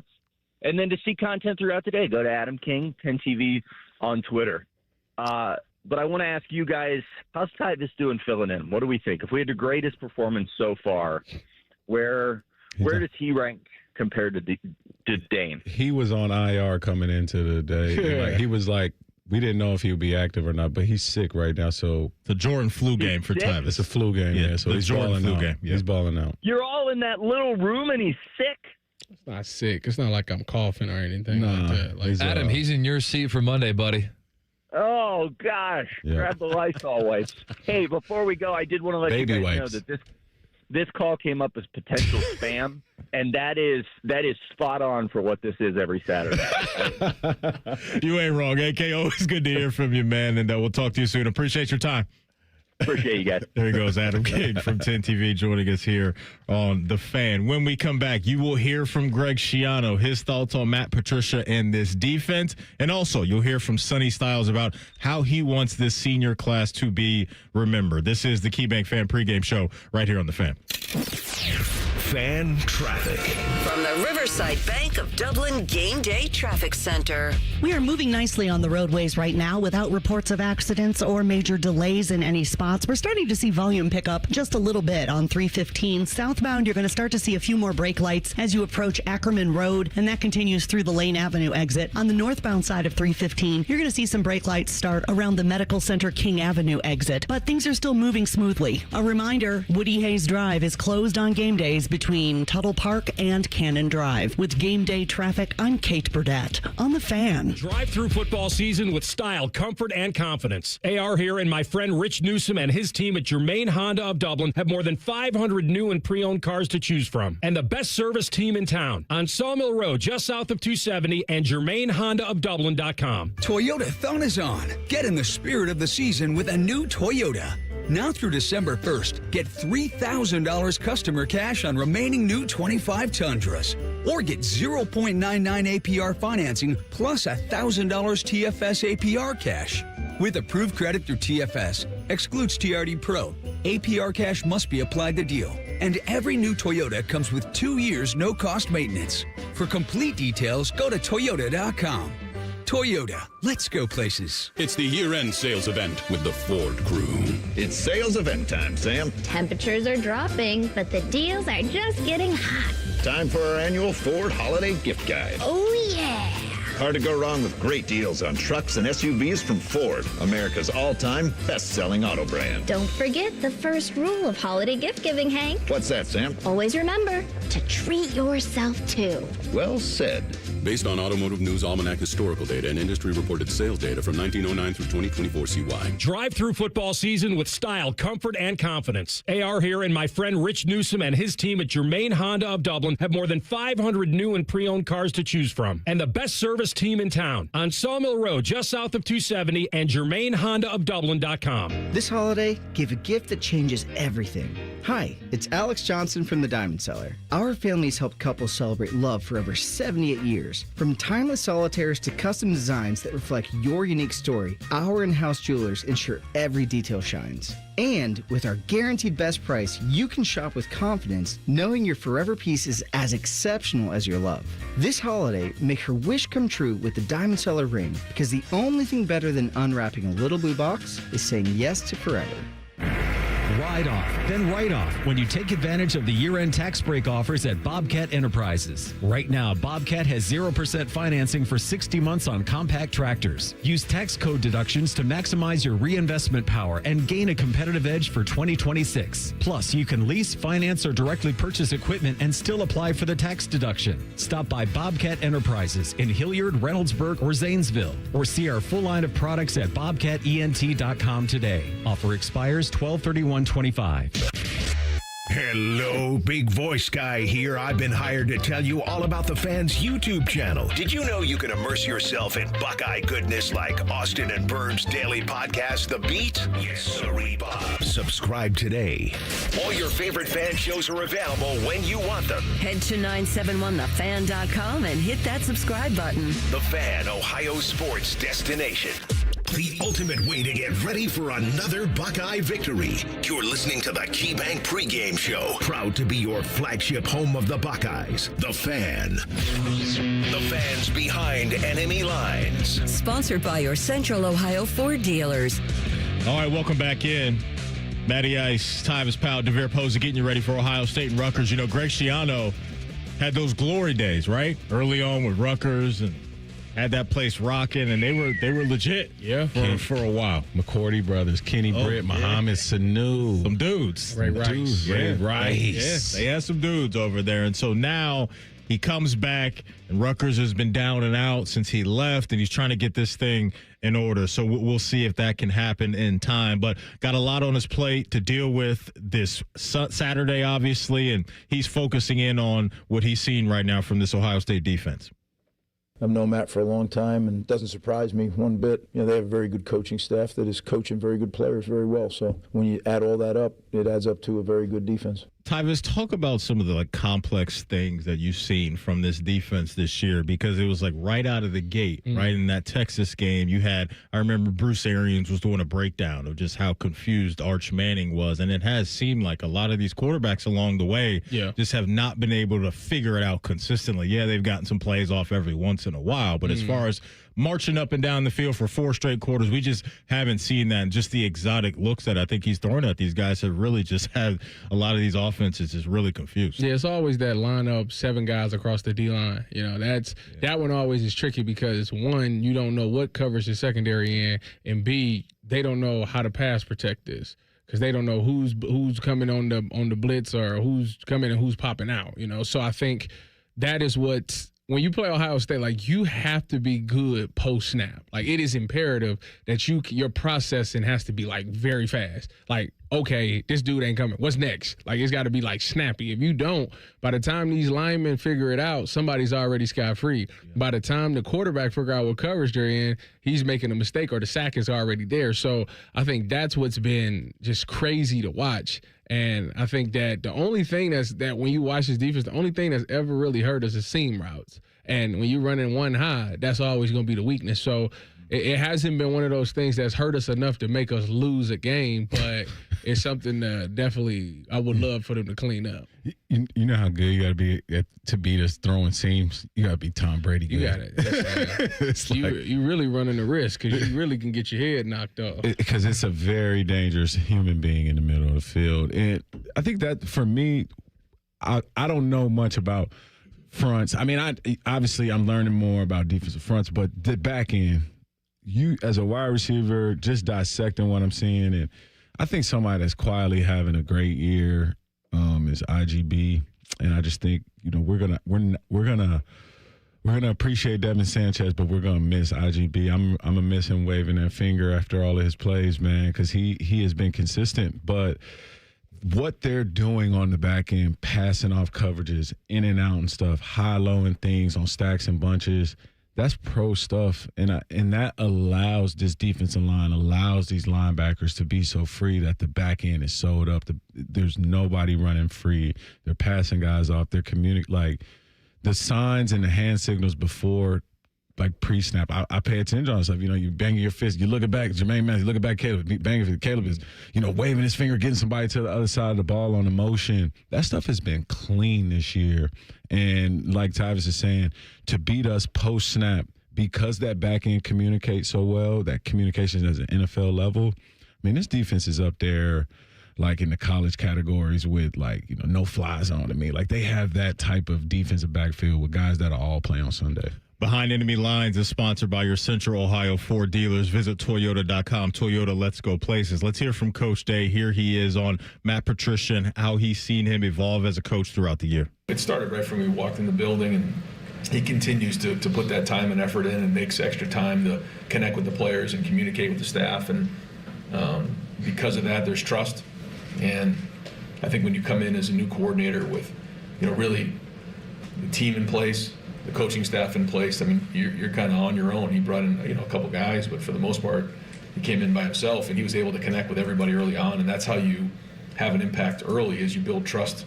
And there's only one way to do that. That's spend time with your guys, and he's done that. And so I think, we've seen preparation. You've seen some confidence on the field. You've seen guys when, again, there hasn't been a whole lot of adversity this year, but when it has hit, there's been guys who get to the sideline, solve the problem, and get it fixed quickly, get back on the field without panic.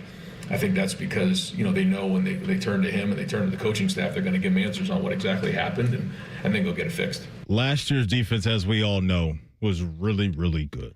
And they're number one in the country. They led the nation last year in points allowed at 12.7 or something like that.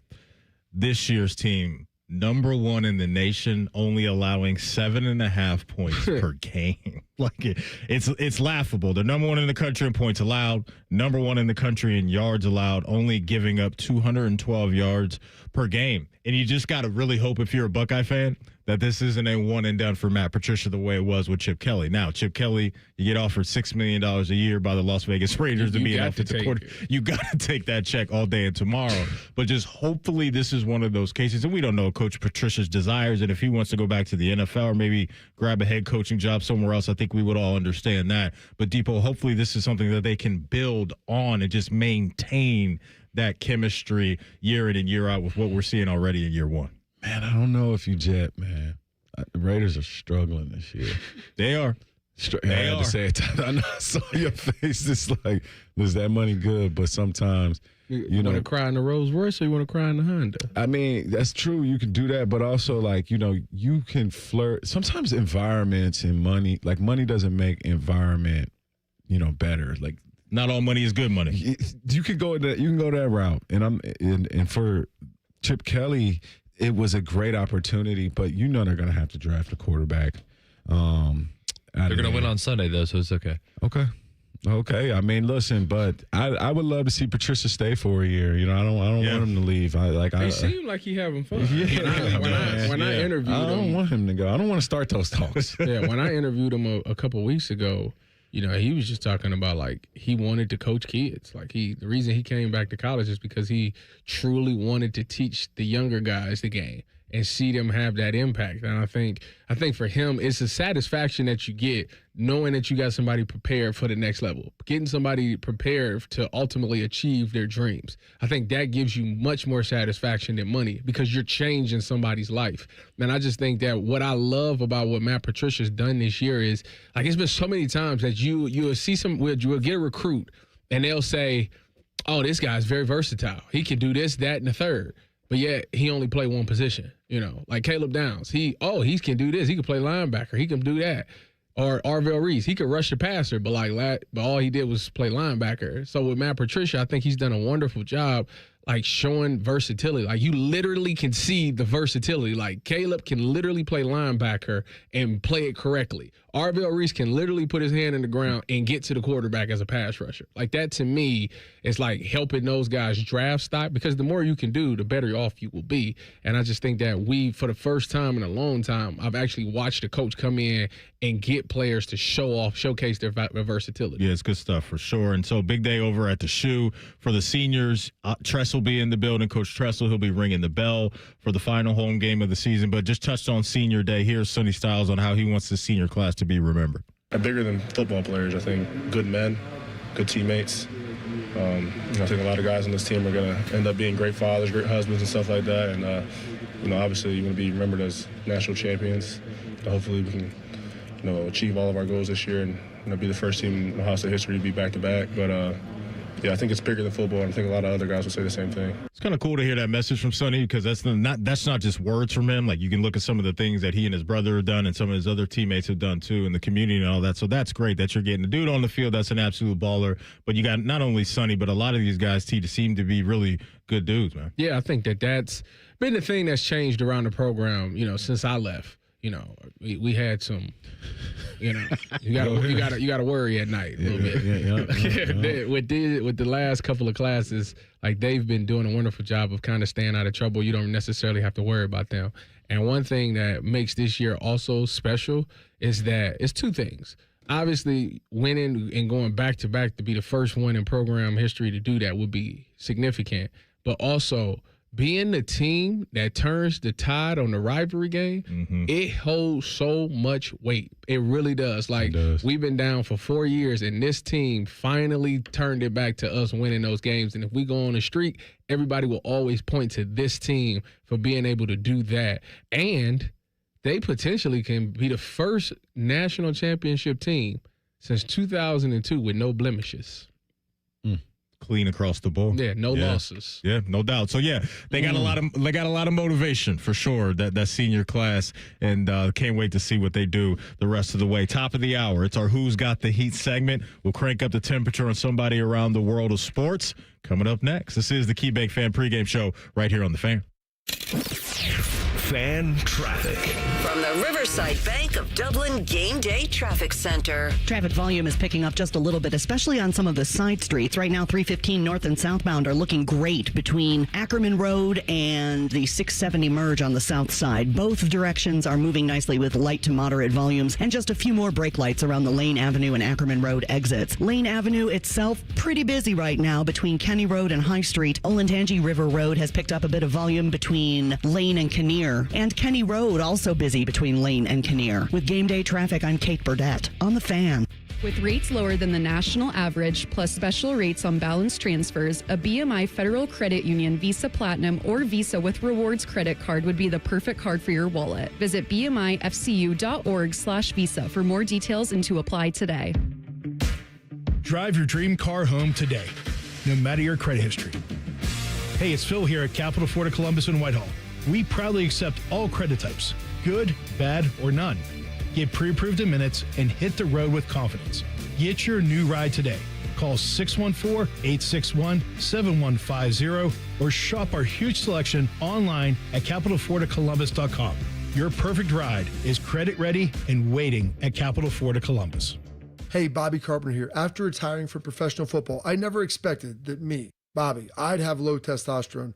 So I went to my friends over at Affinity, I got my labs done, and now I've been on a testosterone replacement plan with Affinity for 8+ years. Best of all, they've supplemented it with peptides and lots of other great products. Learn why me and thousands of men trust the experts at Affinity to feel their best. Get more energy, better workouts, feel like yourself again. And do not waste another day. Get started at feelgreatcolumbus.com today. Buckeyes, the 2025 football season is here, and that means three things: football, game day, and smooth Jameson whiskey. Whether you're catching the game at home at your neighborhood bar or soaking up the team spirit at a tailgate, Jameson Ginger and Lime and Ohio State Athletics are a winning combo. So cheers to making game days even better with the official whiskey of the fans. Jameson, proud sponsor of Ohio State Athletics. Taste responsibly. Jameson Irish Whiskey, product of Ireland. 40% alcohol by volume, 80 proof. Copyright 2025, imported by John Jameson Import Company, New York, New York. With rates lower than the national average, plus special rates on balance transfers, a BMI Federal Credit Union Visa Platinum or Visa with Rewards credit card would be the perfect card for your wallet. Visit bmifcu.org/visa for more details and to apply today. Toyota-thon is on. Get in the spirit of the season with a new Toyota. Now through December 1st, get 4.75 APR financing on remaining new 25 Corollas and Corolla hybrids. Excludes GR and Corolla Cross. Or lease a gas-powered 26 Corolla LE for $199 a month for 39 months with $36.99 due at signing. With approved credit through TFS. Tax, title, and license extra. Call 1-888-36-TOYOTA for details or go to toyota.com. Toyota, let's go places. It's the year-end sales event with the Ford crew.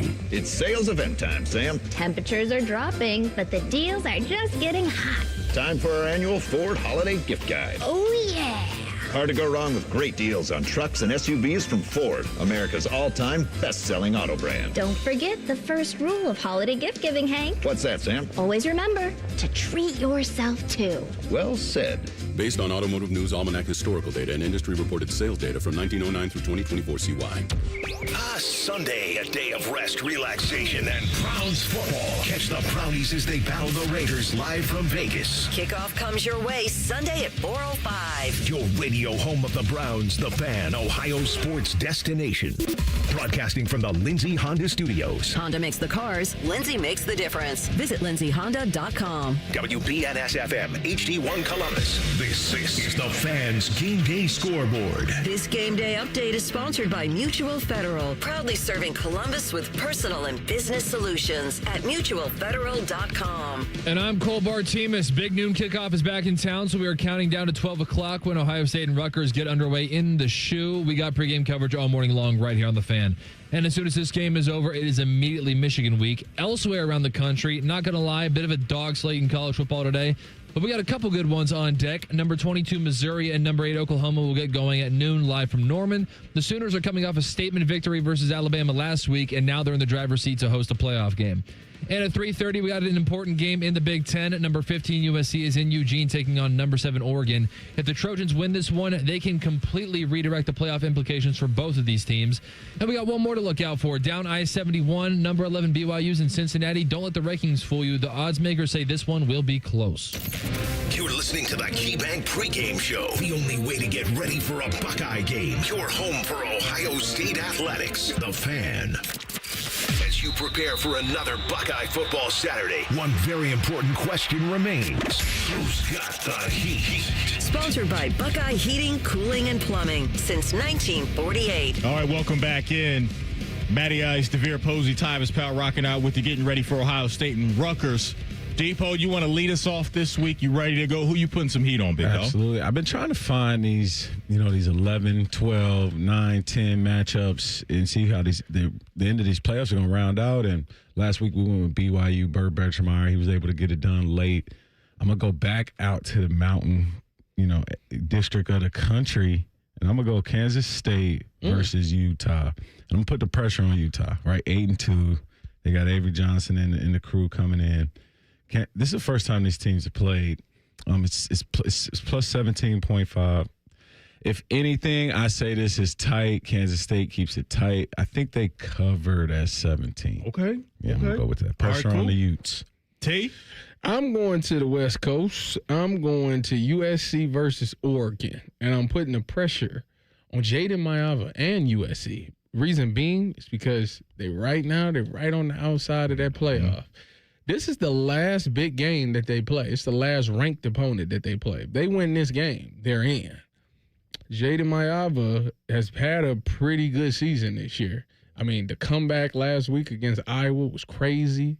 He seemed like he got some game. And you want USC to be back on the map, you got to win games like this. So Jaden Maiava's got to find a way to get it done, and it's crazy because Oregon playing some really good football right now. They are. Maiava, to your point, leads the conference in passing yards, but the wide receiver that's been getting busy with him for USC, Makai Lemon, can play 5'11", but it's like the spectacular catches. He threw a touchdown to him last week where there literally was 3 guys around him. That's just like, I don't care. My guy is better. He definitely a first-round pick. Yeah, he's special. Last 15 years for me, USC is definitely rounding out number 3 at receiver U secretly.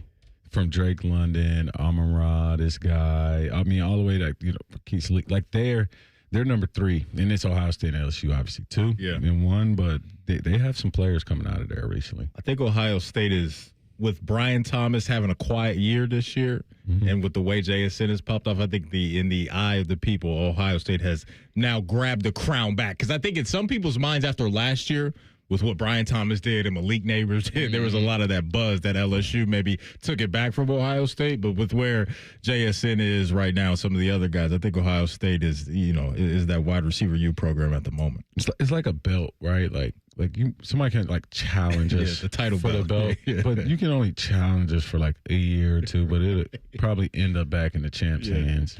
Who's Got the Heat is brought to you by Buckeye Heating, Cooling, and Plumbing since 1948. I'm going to the NFL this week for Who's Got the Heat, and it's a former Buckeye and a team that he plays for. I'm putting some heat on Josh Simmons, Pat Mahomes, and the Kansas City Chiefs, because fellas, why are you calling out? What did Josh do? It's a tie to the Buckeye. That's all. It was a tie to the Buckeyes. Josh hasn't done anything. He was out of sight, out of mind for a little bit. Had some off the field stuff he had to take care of. Now he's back in the mix, so hopefully all is well with him. But Chiefs 5-5 at the moment, like the 9 seed in the AFC, in the coffin, though.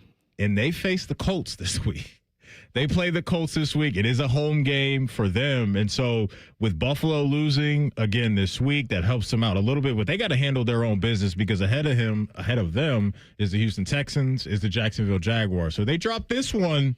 Things get really spooky for Kansas City and that crew over there, and maybe those guys not being in the playoffs, which is crazy to say out loud. Reports coming out yesterday that Travis Kelce's going to make a decision on his career in March as far as whether or not he's going to play again. He's about to marry a billionaire. He need to go sit down. He got a podcast that's getting over $100 million. Sit down, man. Yeah, I think it's you're going to the Hall of Fame. Do you think it's time that Kansas, after a season like this, Andy Reid and Patrick Mahomes sit down and say, hey, let's not let this get bad, and let's reshuffle this roster? Because the Patriots went through a few roster changes and errors around time, and I've always wondered, when this, like the Brady Gronk era, the Brady, Wes Welker era, when that stuff ends, what's next? And I just wish the Chiefs would get out in front of it. And I mean, quiet as it's kept, they would have kept Tyreek. They would have always but had he would be on his back. You know, it would be. And so, like, I mean, him and Rashee Rice, that would have been. Yeah.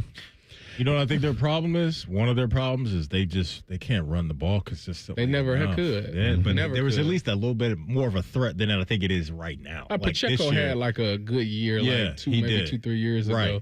But they never really had the running back. It's just not even a threat for them right now. You know what I'm saying? It's not a threat. And so I like the playmakers they have with Rice and Worthy and those guys. But, I think you guys are right that maybe they need to pull that lever and reset just a little bit. I want to play a clip for you guys from Dane Brugler. He did some radio up in Cleveland at 92.3. And there's been, now that we're getting to the back half or the finish line of the regular season as far as college football goes, it's starting to crystallize itself as far as who are going to be some of the guys that we're talking about a lot. That could be the number 1 pick in the draft and the top 5 pick and all those things. Here's what Dane had to say about kind of this year's class, but more importantly, a couple Buckeyes. And if they were in this class, that being Julian Sain and Jeremiah Smith, where he thinks they would go. If Julian Sain and Jeremiah Smith were both eligible this year, they would be 1-2 in whatever order you wanted to put them. It's rare that a program's 2 best prospects aren't even draft eligible, but that's part of why Ohio State is number 1 right now and playing so well is with those 2 guys on offense and Jeremiah Smith.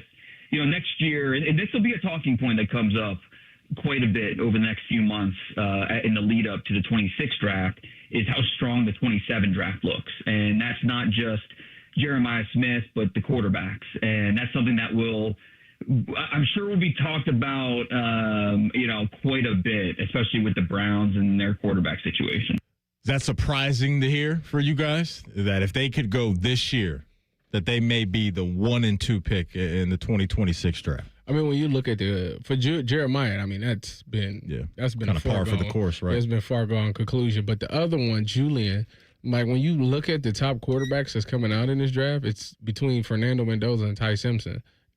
Julian's playing just as good as them, so it really will come down to preference and what you like. But yeah, he definitely will be right there in that mix. Teams just have to love Depot, the accuracy they're seeing from him, right? Like that just on full display this year has just been unbelievable to see how pinpoint accurate he is. And we're not even talking about dinking and dunking to get to a nice completion percentage. I mean, for the majority of the season, I have to go check, but he's been leading the conference in yards per attempt, right? Like it was right around 10 and some change. And so that's obviously great as to where you can have a quarterback push the ball down the field and the accuracy doesn't go south. We've all seen great shooters in a like a Klay Thompson like shooting form, just beautiful feet, like me, beautiful hands. Yep, I saw you make one. I saw you make a shot recently on social media. It looked like NBA range too. Yeah, that Caitlin Clark. Yeah, that's what you're talking about. I saw you make one. It was you were doing something with the Big Ten. I was like, and I laughed because JJ was like, "This is AI." Yeah, it's always gonna be a hater. My mama always told me it was gonna be some haters out there. But when I see Julian, I see a perfect jump shot, like the best feet in college football, the best hips, the quickest release. And so, like, when the NFL teams are evaluating this young man, that's what they're going to see. That's what they're going to talk about. Yeah, the numbers are great, but the numbers are great because his feet are perfect every play. The numbers are great because he's putting his hips on the targets. The number is great is because he's letting the ball go before the receiver is, open. He has great time. And so those things are what separates him. And there's no one in the country that has better feet at quarterback than him, or better release, or better hips. And I think it's not really about competition. It just comes down to he does the fundamentals better than everybody, and does them consistently, right? When somebody's safety's blitzing in his face, he's gonna have the best feet. Yeah, that's good stuff. We'll hit the finish line of our show next with East to West. We will lay out the Big Ten schedule for today and hit you with our final thoughts on Ohio State and Rutgers. This is the KeyBank Fan Pregame Show right here on The Fan. Fan traffic. From the Riverside Bank of Dublin Game Day Traffic Center. Things on the roads are looking good right now. No major hassles, problems, delays, or accidents to report. Just the usual volumes increasing. 315 northbound, you'll start to see a few more brake lights around the Medical Center King Ave exit, and then that's going to continue pretty much through Ackerman Road. Still moving with about a moderate volume. On the southbound side, things are starting to get crowded around Ackerman Road, and that continues to the Lane Avenue exit. Don't forget, Woody Hayes Drive is closed on game days between Cannon Drive and Tuttle Park. With game day traffic, I'm Kate Burdett on The Fan. Hi, Bob Capace from Worthington Jewelers. Coming up, more football talk on The Fan. That's right, Bob. And just like our hometown team, Worthington Jewelers is all about tradition, family, and winning moments. Celebrate your victories with us, your hometown jeweler, Worthington Jewelers. They're trained. They're prepared. Let's do it. They're Ohio's undefeated plumbing, drain, heating, and cooling team. And they're here to tackle your problems. For plumbing, drain, heating, and cooling, there's only one team. The Waterworks. Better care, better value, better results. Call the Waterworks at 614-232-2222 or visit them online at thewaterworks.com. A proud sponsor of Ohio State Athletics.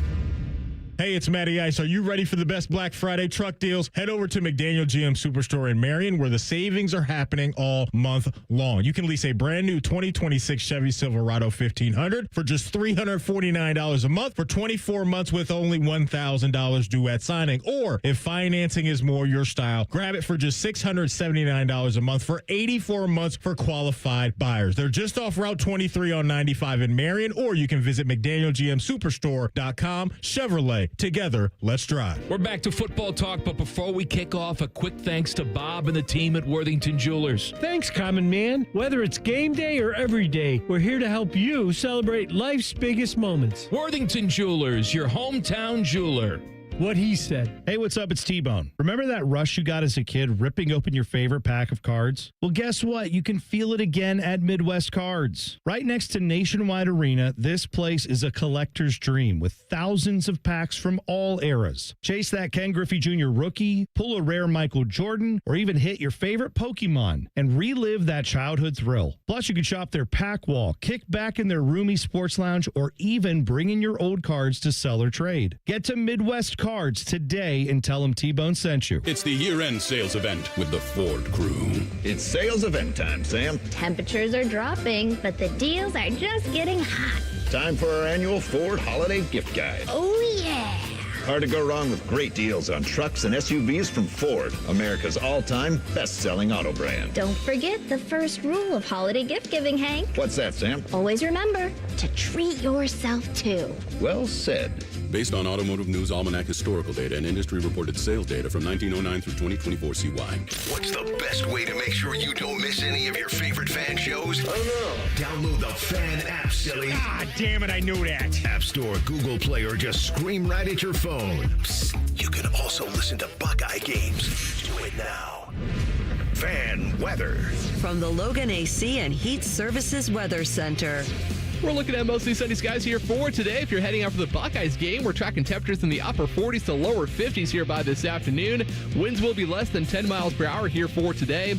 And then more sunshine by tomorrow with highs in the mid-50s here for your Sunday afternoon. But we are tracking some changes as we head into next week as we see rain arriving for Tuesday, followed by some much colder temperatures with highs only in the 30s here by Thanksgiving Day. That's a look at your 10 weather impact forecast. I'm meteorologist Aaron White here on 97.1 The Fan. Monday starts up a pretty big week. Gobble, gobble, and all that crap. Let's focus on what really matters. Rivalry Week. Sponsored by your Central Ohio Toyota dealers. The Fan. The only way to do game day. This is the KeyBank pregame show, getting you ready for all things scarlet and gray. Your home of the Buckeyes, The Fan. It's The Fan's East to West. All right, welcome back in. This is the KeyBank Fan pregame show. Matty Ice, DeVere Posey, Tyvis Powell, been in the house today filling in for our guy Dane Sanzenbacher. Big Ten schedule for today, fellas. High noon, as we all know. Rutgers and Ohio State. The only other noon game in that window will be Minnesota at Northwestern. Fun one, kicking off the 3:30 slate of games in the conference. That's Wrigley, right? That is Wrigley Field. Yeah, that is Wrigley Field. Have Northwestern ever won at Wrigley? I feel like they should be losing. I don't. They need them one of the White Sox field.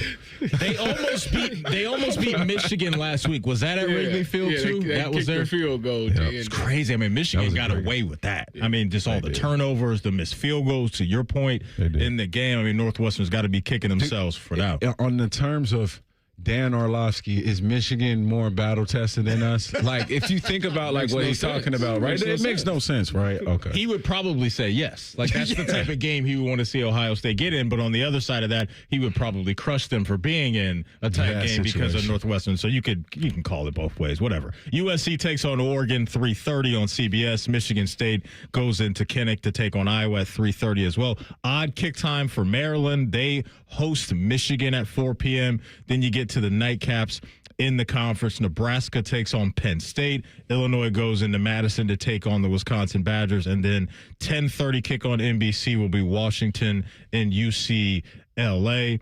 The big one, fellas, outside of the one we'll be watching at noon, is obviously USC and Oregon. Dan Lanning, you got to give it to he and his staff. They identified Dante Moore as a guy that, a couple years ago that they would have as their starter. Now here he is playing really well. Some people believe that he could be a top 10-ish type of pick if he comes out. But that'll be exciting to see because, T, you touched on it earlier, the explosive offense that USC has going up against this Oregon defense, and the atmosphere should be really good out there at Austin I'm Stadium. interested to see because they've been dealing with some injuries, like DeCoria Moore been out. I know Kenyon Sadiq, I think he came back last week. Gary Bryant Jr.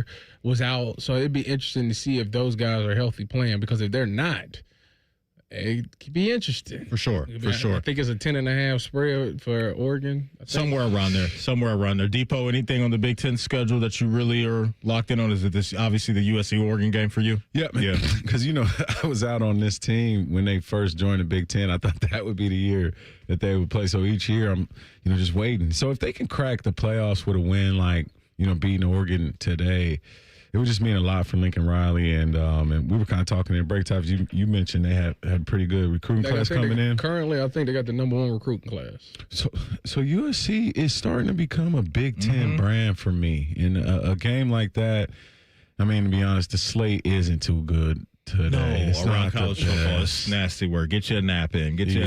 Folks, because the schedule is not great. And you touched on USC's recruiting. They got the football stuff in order. Then that obviously becomes more attractive. But the NIL world that they can offer out there, right, with just all the big-time businesses, Silicon Valley, Hollywood. Out word on the streets, they was giving $1 million to a recruit. Yeah. Each recruit, so, $1 million starting point. Man, what? That's insane. You win. You fight on, huh? I think I got one more year eligibility. It's unbelievable. Speaking of money, real quick, a former head coach in the Big Ten, and James Franklin, fellas, we finally know what the contract looks like for him as the new head coach for Virginia Tech. It looks like it's a 5-year deal at about $41 and some change $million. So the deal is going to run through 2030. And they're saying that it's kind of backloaded the deal there. And so, James Franklin, new home down there in Virginia Tech. I think for him, it's a situation to where it's not as pressure-packed as a Florida or LSU would be right away. Yeah. And so now he'll have some time to build this thing out. What do you guys think on the deal and the fit for James Franklin? I think that's the kind of coach he is. He does a great job of going to programs and bringing them back to relevancy. And I think Virginia Tech, they haven't done anything since they beat us in 2014 of significance. So I think that for him, he's got a chance to, try to make that place big again. Like the only team in the ACC is Clemson, Florida State, but they kind of it's kind of open. Miami, obviously, but it's kind of open, and he can really make some noise down there in the ACC. And I love the fact that didn't they give him $40 million for his staff or something? Yeah, they did. They're spending some money. Yeah, they trying. They look at him as a guy that can really turn things around, and it'd be interesting to see what they do in recruiting.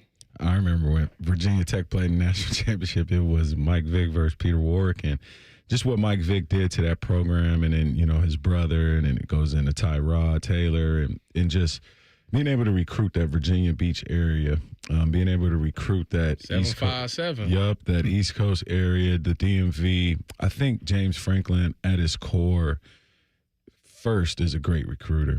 And I think being able to bring talent back to Blacksburg is very important for him. And being able to play in an ACC I think it's a gettable conference right now. Yeah. I mean, like you can go in there, James, find a great quarterback and go get an ACC championship in your first 3 to 4 years. So I think he's going to be a great fit, and not having the high expectations, kind of like operating on like, the treadmill, a little bit above the treadmill of mediocrity, but like right in that, B suite. He's good at that. And that may be all Virginia Tech needs initially right out of the game. We'll see if he can level up in time after that. Another interesting storyline floating around as far as head coaches go and where they may be coaching next year is this Lane Kiffin deal, right? And last night, reports coming out that maybe LSU is getting ready to offer him a $90 million contract, about $14 million a year, whatever it is. Maybe Florida's getting ready to do that take the money as well. And so he's in a perfect spot. I heard right it's sort of now. like firing DeBoer, he go back to Alabama, and maybe that's too crazy. Who knows? Who knows? But Lane Kiffin's in a great spot because he's got leverage everywhere, right? He's got multiple suitors that want to acquire his services. So something to monitor there. There's just so much chatter about it right now. An announcement after the Egg Bowl, right? Yeah, he said he's going to make an announcement in his future after the Egg Bowl. About the announcement. Which to me means he's leaving. I would think. Yeah, it's only been one person that made an announcement and stayed. Cardell Jones. Yes. And listen, and LeBron. But they both from Cleveland. But the thing about Lane is you fought to get to this place so hard, and like you're here, and like now you gonna let Lane mess it up for you again? Because man, like he's grinded to get Ole Miss right here, and now like you got a chance to go to a national championship, and you're gonna let this announcement come out and not focus during this playoff It's run. weird.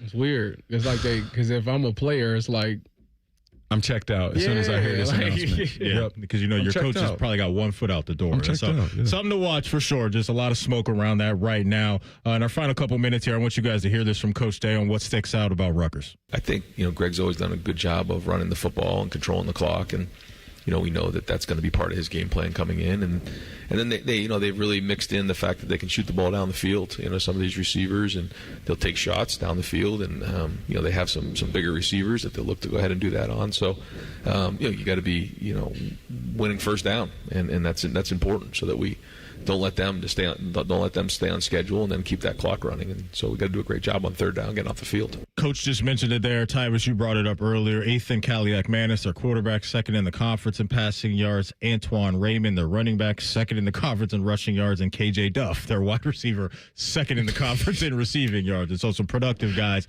on the offensive side of the ball. We'll see. This is the ultimate challenge dealing with Ohio State's defense. Depot, final thoughts on the game. What do you want to see? I want to see this run game get out and going. I want to see a lot of pressure off of Julian. Play action. Would love to have a tight end, have a 100-yard game today. Man, let's go out there and 3-set tight end and let's go empty. Okay. Right? Like, let's protect our guys. Let's see how much we can do. We are versatile. Can kill you with 1,000 knives, man. T, final thoughts. What do you want to see? I'm with Depot. I want to see the run game get going. I want to see which one of these young receivers emerge because you might need them. Injuries is a part of the thing. And then lastly, I think this is the one time since like Illinois that our secondary going up against some really good receivers. So I want to see them make plays on the ball. I'm with you on that. Folks, as always, we're quick. Tyrus, thanks for coming in. Depot, appreciate you as always. TLC, great job on the board. Buckeye Nation, we appreciate you. The coverage doesn't stop here. We're going to hand this thing off to my main man, Anthony Rothman, Tim May, and Dave Biddle. Have a great Saturday, folks. This has been the KeyBank Fan Pregame Show right here on The Fan. Fan traffic.